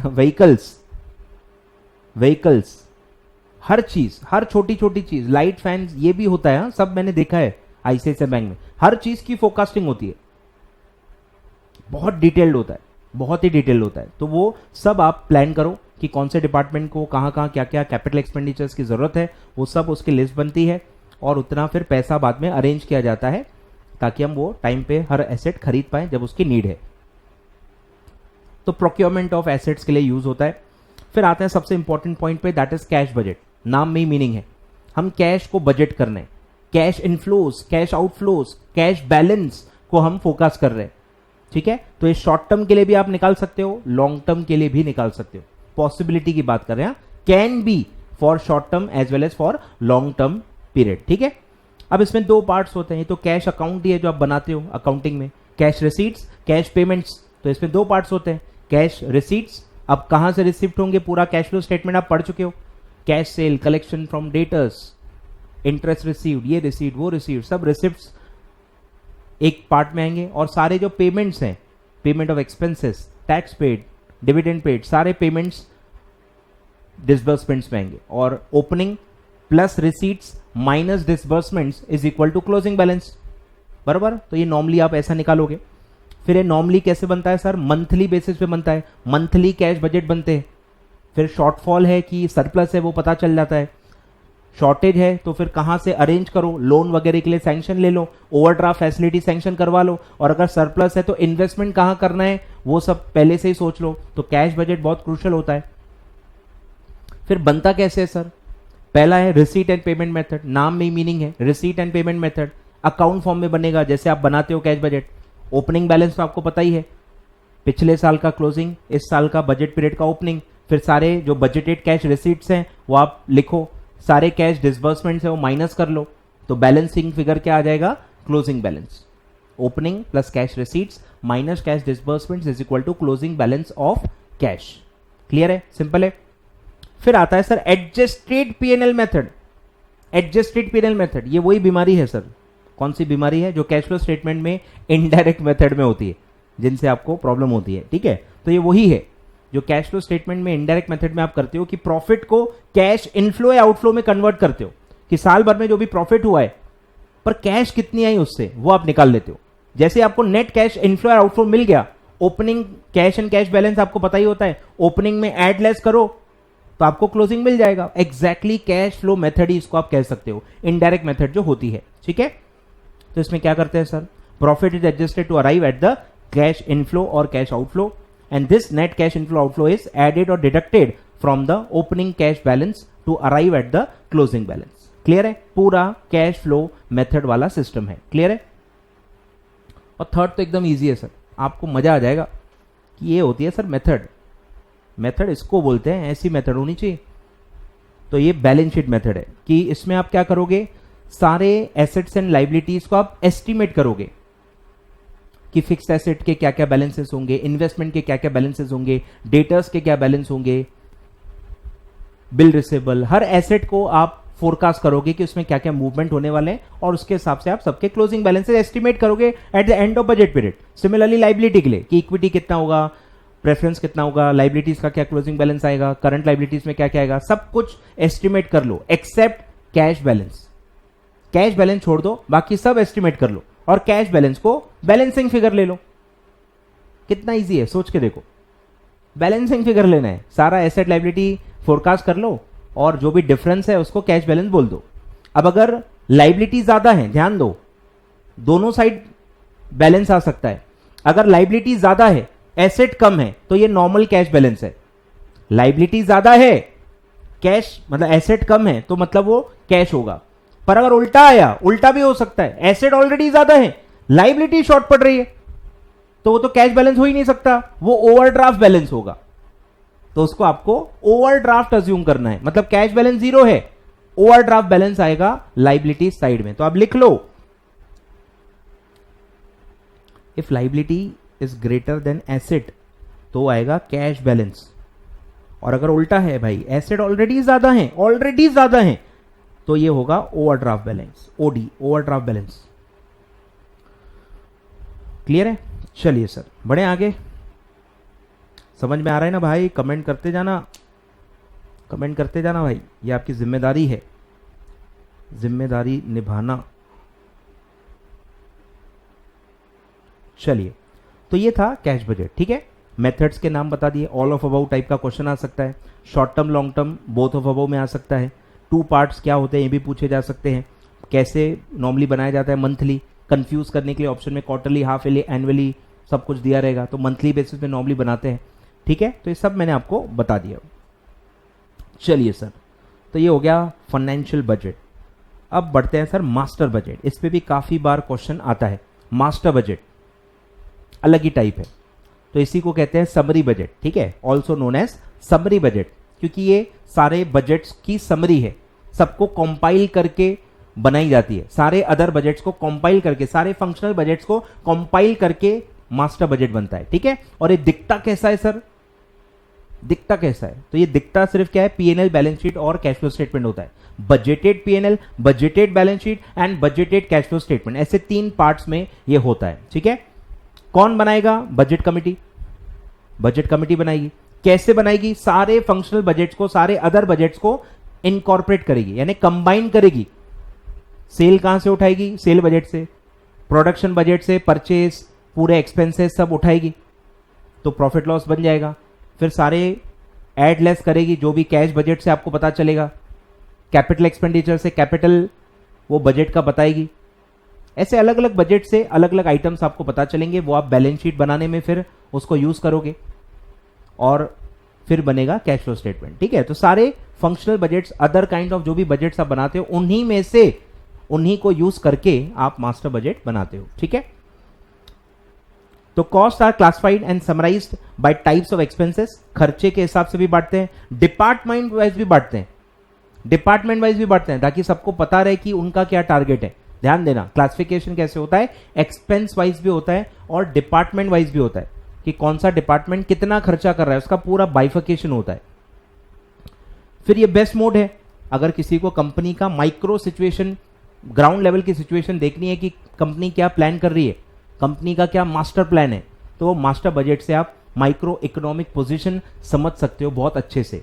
सब कुछ पता चल जाता है कि कितना सेल सोच रहे हैं, कितना प्रॉफिट सोच रहे हैं, एसेट लाइबिलिटी क्या उसका होगा, कैश फ्लो स्टेटमेंट क्या होगा, ऑपरेटिंग एक्टिविटी से कितना कमाने वाले हैं, एसेट्स में कितना इन्वेस्ट करने वाले हैं, फाइनेंसिंग से कितना लेने वाले हैं, हर चीज आपको बर्ड्स आई व्यू मिल जाएगी फ्रॉम मास्टर बजट। और फिर है presents all information to the depth appropriate for the top management action. उतना ही डिटेलिंग होती है जितना टॉप मैनेजमेंट को जरूरी है। टॉप मैनेजमेंट के हिसाब से ये बनाया जाता है, टॉप मैनेजमेंट के हिसाब से ये बनाया जाता है। कौन बनाता है? बजट कमिटी बनाती है, बजट कमिटी बनाती है। ठीक है, क्लियर है? चलो, तो ये है मास्टर बजट। आगे बढ़ते हैं सर। आगे क्या बढ़े भाई, खत्म ही हो गया। तो अब 2 टॉपिक बचे हैं। अरे भाई मेरा चेहरा ब्लर हो रहा है।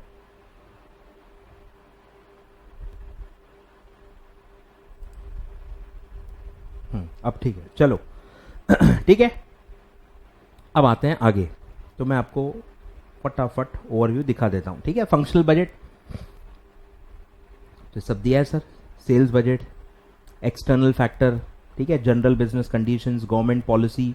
इंटरनल फैक्टर क्या है? आपकी sale price, sales mix, new products, तो ये सब इंटरनल एक्सटर्नल फैक्टर होते हैं। प्रोडक्शन बजट, प्रोडक्शन के अंदर material, direct labour, manufacturing overheads, उसमें भी फैक्ट्री, एडमिन, सेलिंग।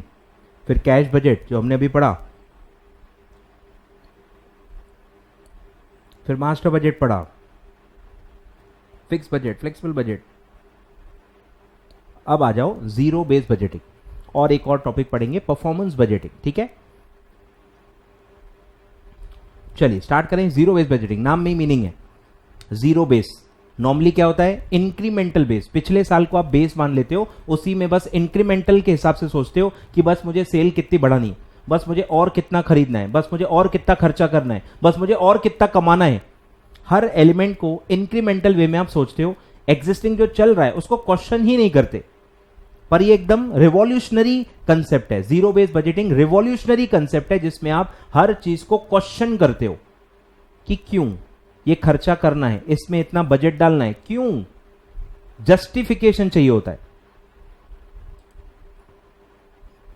ठीक है, जस्टिफाई करो सारा खर्चा, सिर्फ इंक्रीमेंटल नहीं, पूरा खर्चा। 1 रुपया भी आपको चाहिए ना, जस्टिफाई करो कि क्यों चाहिए।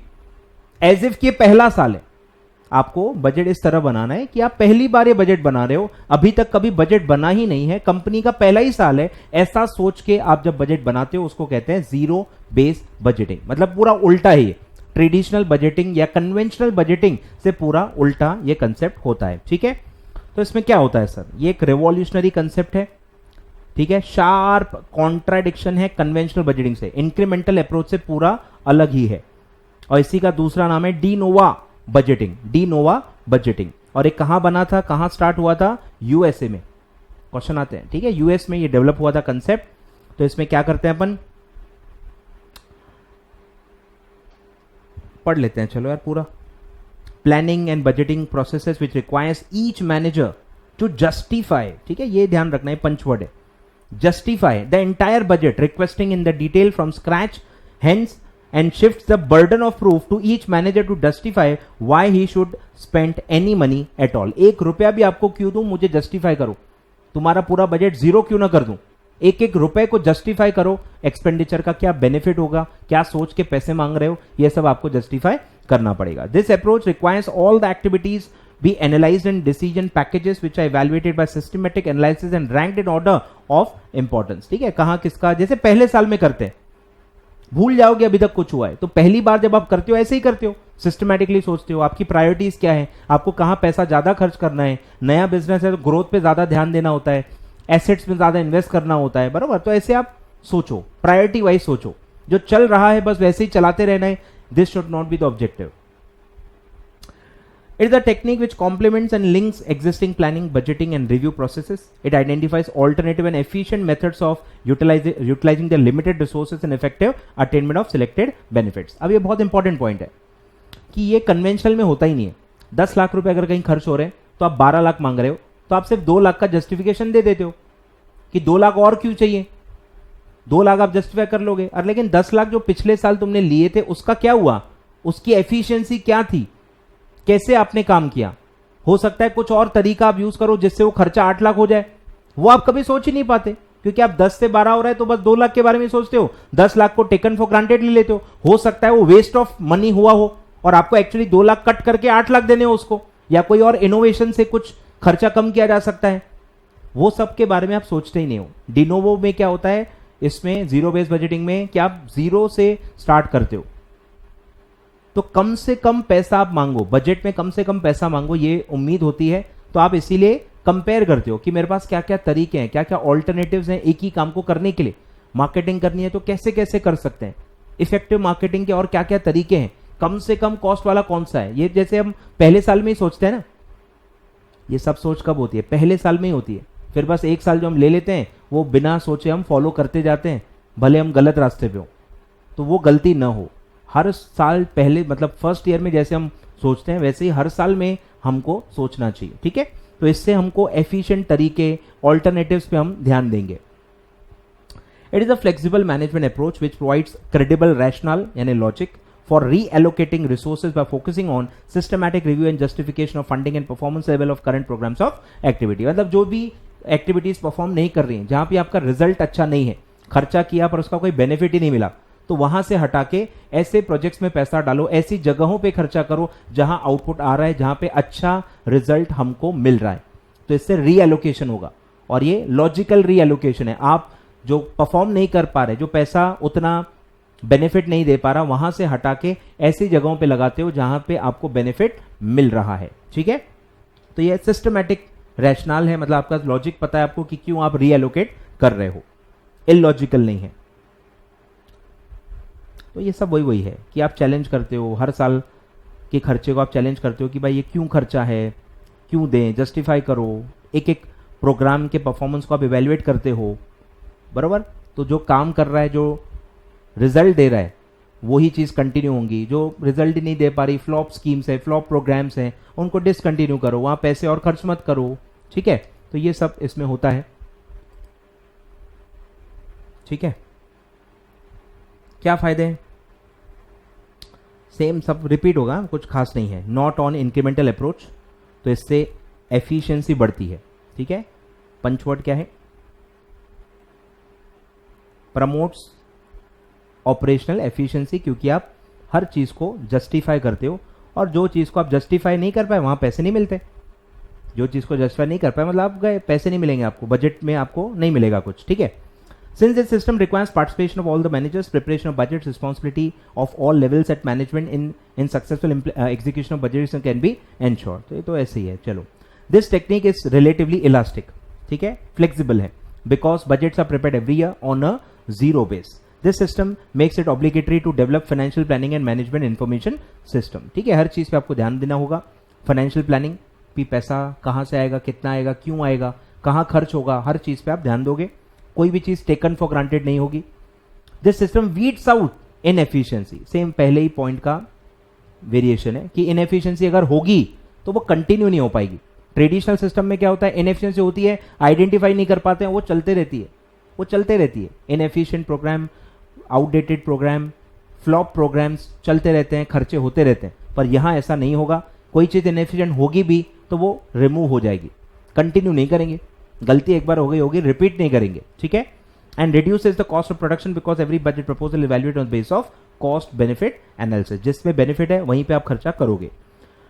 Provides organisation with systematic way to evaluate different operations and programs under management. It enables management to allocate the resources according to the priority. Helpful to the management in making optimum allocation of scarce resources. क्योंकि आप क्या कर रहे हो, inefficient से efficient में transfer कर रहे हो, लॉस मेकिंग से प्रॉफिटेबल में ट्रांसफर कर रहे हो। तो ये क्या है, ये ऑप्टिमम एलोकेशन है। इसी को आप इकोनॉमिक्स में क्या कहते हो, optimum allocation. Because unique aspect of zero based budgeting is that evaluation of both current and proposed expenditure and placing in the order of priority। Same चीजें रिपीट हो रही है कि आप प्रायोरिटी के हिसाब से चीजें देखते हो, जो प्रायोरिटी रखती हैं, जहां पे प्रॉफिट ज्यादा है, जो आपके लिए सक्सेसफुल चीजें हैं, आप उन्हीं को बढ़ावा देते हो, वहां पे पैसा ज्यादा डालते हो, और जो चीजें खराब है वहां पे डिसकंटिन्यू कर लेते हो। क्रिटिसिज्म्स क्या है, ड्रॉबैक्स क्या है, सेम कि यार कॉस्टली होगी, हर चीज स्क्रैच से सोचोगे तो टाइम ज्यादा लगेगा, कम्बरसम होगा और कॉस्टली होगा, ठीक है। ये तो बहुत नॉर्मल चीजें हैं।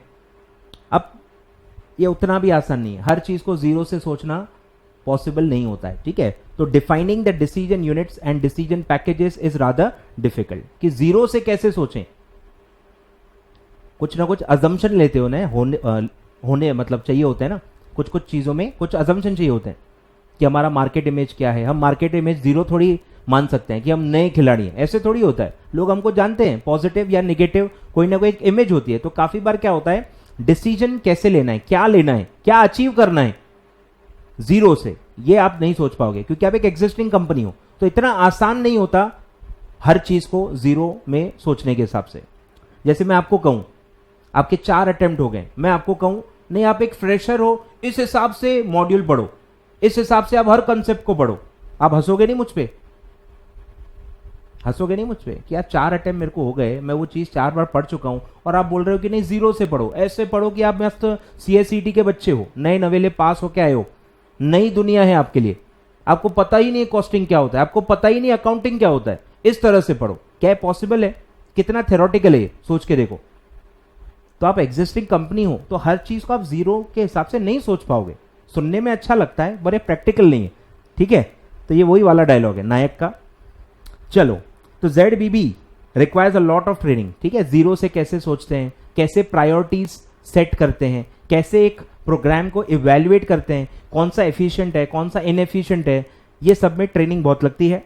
Cost of preparing various packages may be very high in large firms including large number of decision packages. Decision package मतलब वही एक एक एलिमेंट को कैसे आप जीरो से सोचोगे।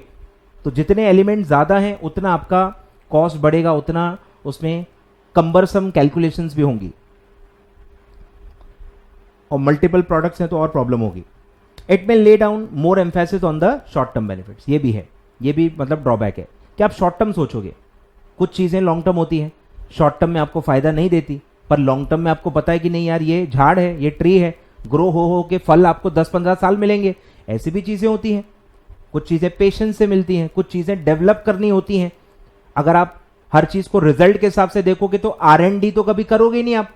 रिसर्च का फल भी तो सालों के बाद मिलता है, सालों की रिसर्च से आपको कुछ फॉर्मूला, कोई डिजाइन, कोई चीज मिलती है जिसको आप आगे फिर जिंदगी भर यूज करते हो। तो ऐसी चीजों में तो आप हाथ ही नहीं डालोगे, ऐसी चीजों में आप पैसे ही नहीं लगाओगे, ये भी ड्रॉबैक है, ठीक है। तो आपका ध्यान पूरा कहां जाएगा, आप किस में अट्रैक्ट हो जाओगे, शॉर्ट टर्म बेनिफिट्स पे, to the detriment of long term objectives of the organisation.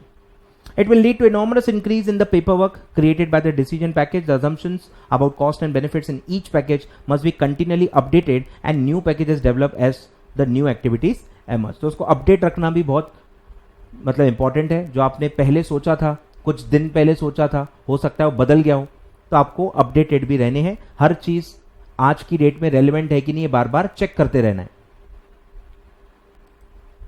ठीक है। तो increase in paper work, up to date रखना पड़ेगा। Where objectives are very difficult to quantify, ठीक है। जहां जहां आप क्वांटिफाई नहीं कर सकते हो, कुछ चीजें क्वालिटेटिव होती हैं, कुछ चीजें क्वालिटेटिव होती हैं, उसको क्वांटिफाई करना मुश्किल होता है। As in R&D, research and development, हर चीज आप क्वांटिफाई नहीं कर सकते। रिसर्च हुई तो क्या मिलेगा आप अभी नहीं बता सकते। Zero based budgeting do not offer sufficient control advantage. तो काफी जगह पे जहां क्वांटिफिकेशन मुश्किल होता है वहां पे आप बेनिफिट ही नहीं निकाल पाते हो, तो जीरो बेस पे आप उसको इवेल्युएट नहीं कर पाओगे, ठीक है। तो ये आपके डिसएडवांटेजेस हैं जीरो बेस बजटिंग के। अब आते हैं परफॉर्मेंस बजटिंग, ठीक है। ये आपको गवर्नमेंट के हिसाब से सोचना है। आपको पता ही है गवर्नमेंट के जो डिपार्टमेंट्स हैं, गवर्नमेंट की कंपनीज हैं, आपने मतलब काफी सुना होगा, इनएफिशिएंट होते हैं, प्रॉफिट ज्यादा नहीं होता है, बराबर सब वो आप देखते हो। Private sector as compare to that थोड़ा ज्यादा प्रॉफिटेबल और एफिशिएंट होता है, ठीक है। तो ये टाइप का जो बजटिंग है ये गवर्नमेंट डिपार्टमेंट्स के लिए होता है, जो जहां पावर्स बहुत ज्यादा दिए रहते हैं, पावर्स को कोई क्वेश्चन नहीं करता, कोई चेक नहीं करता, वहां पे परफॉर्मेंस बजटिंग बहुत ज्यादा जरूरी है कि परफॉर्मेंस के हिसाब से बजट होना चाहिए। कहीं ना कहीं जीरो बेस्ड बजट से भी मिलता जुलता है, आप भी वहां परफॉर्मेंस या एफिशिएंसी और वो सब देखते हो, लेकिन वहां बेस जीरो लिया जाता है, यहां बेस जीरो नहीं लिया जाता। यहां बजट परफॉर्मेंस से कनेक्ट की जाती है, परफॉर्मेंस से लिंक यहां पे आपको करना है, ठीक है। तो क्या करते हैं इसमें, तो यहां पे अचीव क्या करना है, ग्रेटर मैनेजमेंट एफिशिएंसी, एफिशिएंसी बढ़ानी है। कि मैनेजमेंट जो भी डिसीजन ले रही है वो कैसे ले रही है, वो सही है कि नहीं, ये भी देखा जाएगा, ठीक है, specially in the government work. तो गवर्नमेंट वर्क इसका पंचवर्ड है, गवर्नमेंट वर्क इसका पंचवर्ड है, ठीक है। With a view of to introducing a systematic approach, concept of performance budgeting was developed, and as such there was a shift from financial classification to cost or objective classification। ये भी इसका punchline है कि financial classification जो होता है, आप सब पैसों के हिसाब से सोचते हो, जो अपन ने पढ़ा, कैश बजट, ये बजट, वो बजट, ये काफी सब फाइनेंशियल क्लासिफिकेशन है। लेकिन यहां पे ऑब्जेक्टिव क्लासिफिकेशन होगा कि हासिल क्या करना है, परफॉर्मेंस का क्या मतलब अचीवमेंट है वो आपको देखना है, परफॉर्मेंस के हिसाब से आपको सोचना है कि अचीव क्या करना है परफॉर्मेंस वाइज, ठीक है, परफॉर्मेंस वाइज अचीवमेंट। जैसे आपको कोई काम करना है जो आप 5 दिनों में करते हो, अब आप उसको 4 दिन में करना चाहते हो, ये आपका टारगेट था। तो जब आप परफॉर्मेंस के हिसाब से चीजें कर रहे हो, फाइनेंशियल के हिसाब से नहीं, परफॉर्मेंस के हिसाब से, टाइम के हिसाब से, क्वालिटी के हिसाब से, एरर्स के हिसाब से, तो ये परफॉर्मेंस बजटिंग में आता है। Performance budgeting is therefore looked upon as a budget based on functions, activities and projects and is linked to budgeting system based on objective classification of expenditure, ठीक है, ये पंचवर्ड है उसका, ऑब्जेक्टिव क्लासिफिकेशन, ठीक है, objective classification, not financial classification, objective classification. Purpose of performance budgeting is to focus attention on the work to be done, ठीक है, कहां पे ध्यान देते हैं, काम क्या करना है, सर्विसेज क्या क्या देनी है, rather than things to be spend, कितना खर्चा करना है वो नहीं देखना है, हर चीज को खर्चे और कमाई के हिसाब से नहीं देखना है, एक्टिविटी के हिसाब से देखना है कि हम उसमें क्या कर रहे हैं, कैसे हम अपने आप को मार्केट कर रहे हैं, कैसे हम रॉ मटेरियल खरीद रहे हैं, कैसे हम रॉ मटेरियल को फिनिश प्रोडक्ट में कन्वर्ट कर रहे हैं, पर्दे के पीछे देखना है, प्रोडक्टिविटी पे ध्यान देना है, ठीक है, एक्सपेंसेस पे ध्यान नहीं देना है, उससे क्या बेनिफिट मिल रहा है, सेल नहीं देखना है, आप क्या बेनिफिट दे रहे हो, क्या गुड्स एंड सर्विसेज प्रोवाइड कर रहे हो, क्या क्वालिटी है उसकी, क्या टाइमिंग है, ये सब पे आप ध्यान देते हो, ऑब्जेक्टिव इवैल्यूएशन, ठीक है, rather than things to be spent for और एक्वायर्ड।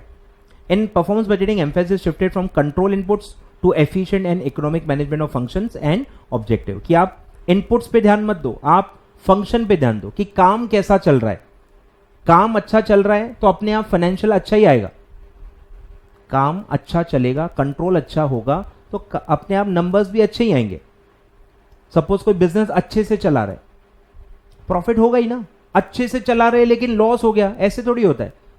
अगर अच्छा चला रहा है, एफिशिएंट है, प्रॉपर मैनेज कर रहा है, ऑब्जेक्टिव्स को पूरा अचीव कर रहा है, तो प्रॉफिट भी आएगा ही आएगा, आए ख्याल में, तो ऐसा है। Performance budgeting takes a system view of activity, system view ये भी पंचवर्ड है, performance budgeting takes a system view of activity by trying to associate the inputs of expenditure with the output of accomplishment, क्या लगा रहे हैं और क्या हासिल हो रहा है, क्या हासिल हो रहा है, प्रॉफिट के टर्म्स में नहीं, आउटपुट के टर्म्स में, एफिशिएंसी के टर्म्स में, सिस्टम व्यू के हिसाब से आपको देखना है कि आप क्या हासिल कर रहे हो, क्या अचीव कर रहे हो as a company in terms of the services, benefits, etc. In performance budgeting, the objective of budget makers and setting the task and subtask for accomplishment of defined objective, ठीक है, कोई काम करना है, डिफाइंड ऑब्जेक्टिव है, तो उसमें क्या क्या टास्क होंगे, वो टास्क करने के लिए क्या क्या सब टास्क होंगे, आप पूरा ऐसा हायरार्की बनाते हो, एक काम करने के लिए क्या क्या करना पड़ेगा, जैसे प्रोडक्शन के लिए क्या क्या करना पड़ेगा, मटेरियल एक्वायर करना पड़ेगा, लेबर को एंगेज करना पड़ेगा, लेबर को ट्रेनिंग देनी पड़ेगी, मशीन्स एक्वायर करनी पड़ेगी, यानी सारे फैक्टर्स ऑफ प्रोडक्शन आपको अरेंज करने होते हैं। वैसे ही हर टास्क को करने के लिए क्या क्या करना है, आप सब काम पे ध्यान देते हो,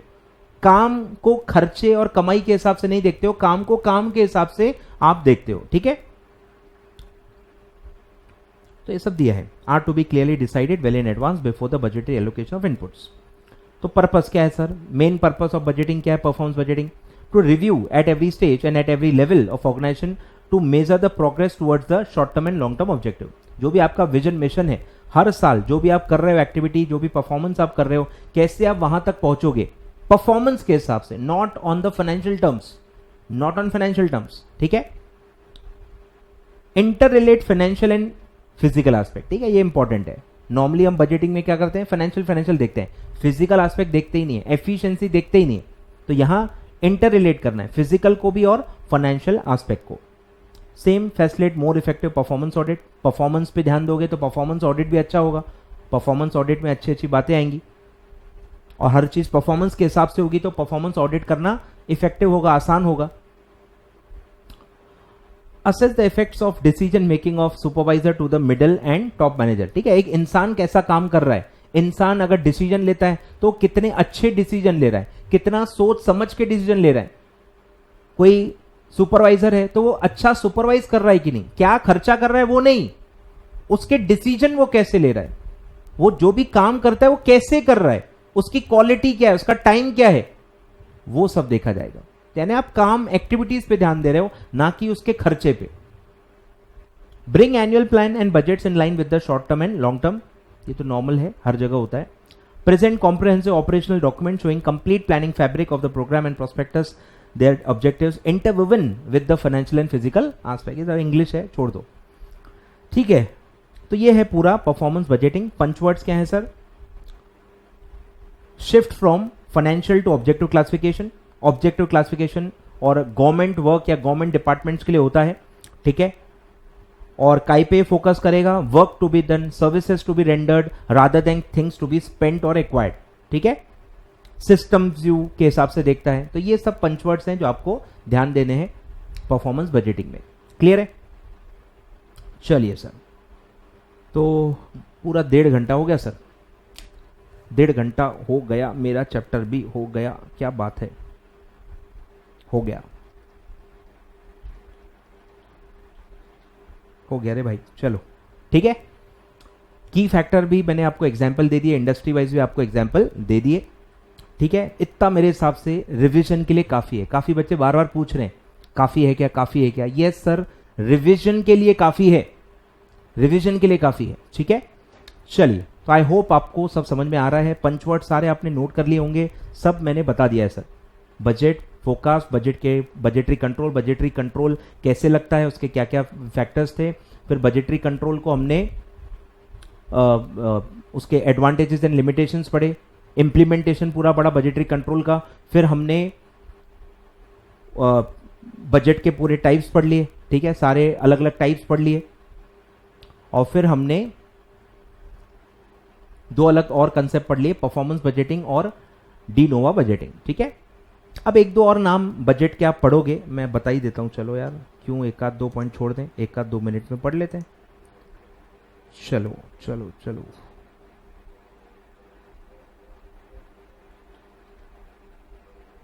कहाँ गया?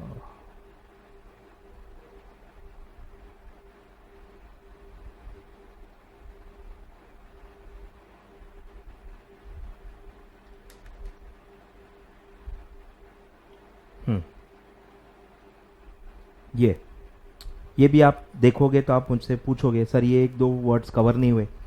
बेसिक बजट, इसका कोई बेसिस नहीं दिया है। Basic budget, current budget. ठीक है, बेसिक बजट क्या है सर? जो लॉन्ग टर्म के लिए यूज होता है। ठीक है, लॉन्ग टर्म के लिए यूज होता है और उसको आप चेंज नहीं करते हो, मतलब बेसिक बजट जो आप लॉन्ग टर्म के लिए एक ही बार बना लेते हो, उसको करंट सिचुएशंस के हिसाब से बार बार बदलते नहीं हो। तो कौन से इंडस्ट्री के लिए होगा? जहां ज्यादा चेंजेस होते ही नहीं, जिनका एनवायरमेंट डायनेमिक नहीं है, स्टैटिक एनवायरमेंट है, उस इंडस्ट्री में ज्यादा चेंजेस ही नहीं होते हैं, तो वहां पे बेसिक बजट भी चल जाएगा। ठीक है, दिया ही है। Do not take into consideration current condition, current environment आप कंसिडर ही नहीं कर रहे हो, and can be attain under standard conditions. ठीक है, तो जहां जिस इंडस्ट्रीज में चेंज ही नहीं हो रहा है, स्टैटिक एनवायरमेंट है, वहां पे आप बेसिक बजट से काम चला सकते हो। और फिर आता है करंट बजट।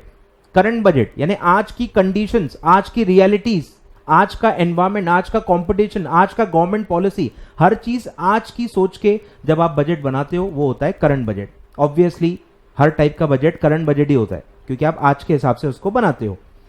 ठीक है, budget with relates to current conditions prepared for a short period of time. Current का मतलब ही क्या है? Short term. लॉन्ग टर्म में करंट कैसे हो सकता है भाई? लॉन्ग टर्म तो बहुत बड़ा होगा ना, मतलब चेंज होते रहेगा। शॉर्ट टर्म में ही आप करंट कंडीशंस देख के उसमें इनकॉर्पोरेट कर पाओगे। ठीक है, तो बेसिक हमेशा लॉन्ग टर्म होगा, क्योंकि लॉन्ग टर्म में ही चीजें स्टैटिक होंगी और शॉर्ट टर्म में वो बदलते रहती हैं, तो वो करंट होंगी। ठीक है, ध्यान देना। This budget is more useful, obviously basic budget कुछ खास यूज नहीं होता, करंट बजट ही यूजफुल होता है। And as the target it lays down will be corrected to the current conditions. ठीक है, तो ये भी एक टाइप होता है, basic budget and current budget. चलिए सर, तो ये सब था। आई होप आप सेटिस्फाइड होंगे सर कवरेज से। बहुत ज़्यादा कवरेज है, सारी थेरी, सारे कंसेप्ट्स, सारे पंचवर्ड्स, अदर नेम्स सब मैंने बता दिए। ठीक है, तो कल मिलते हैं सर। सारे फॉर्मूलेस पहले मैं बता दूंगा। ठीक है, पहले 15 मिनट कल मैं पहले पूरे फॉर्मूले समझा दूंगा, जो भी प्रैक्टिकल्स के लिए जो भी ज़रूरी होता है। जो आज भी मैंने 2 फॉर्मूले पढ़ाए, प्रोडक्शन का, रॉ मटेरियल का, वो भी बता दूंगा।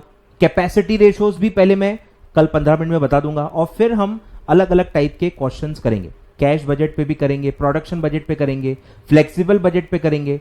जितने भी टाइप्स हैं कोशिश करूंगा कि सब कवर हो जाए और आप खुश हो जाएं।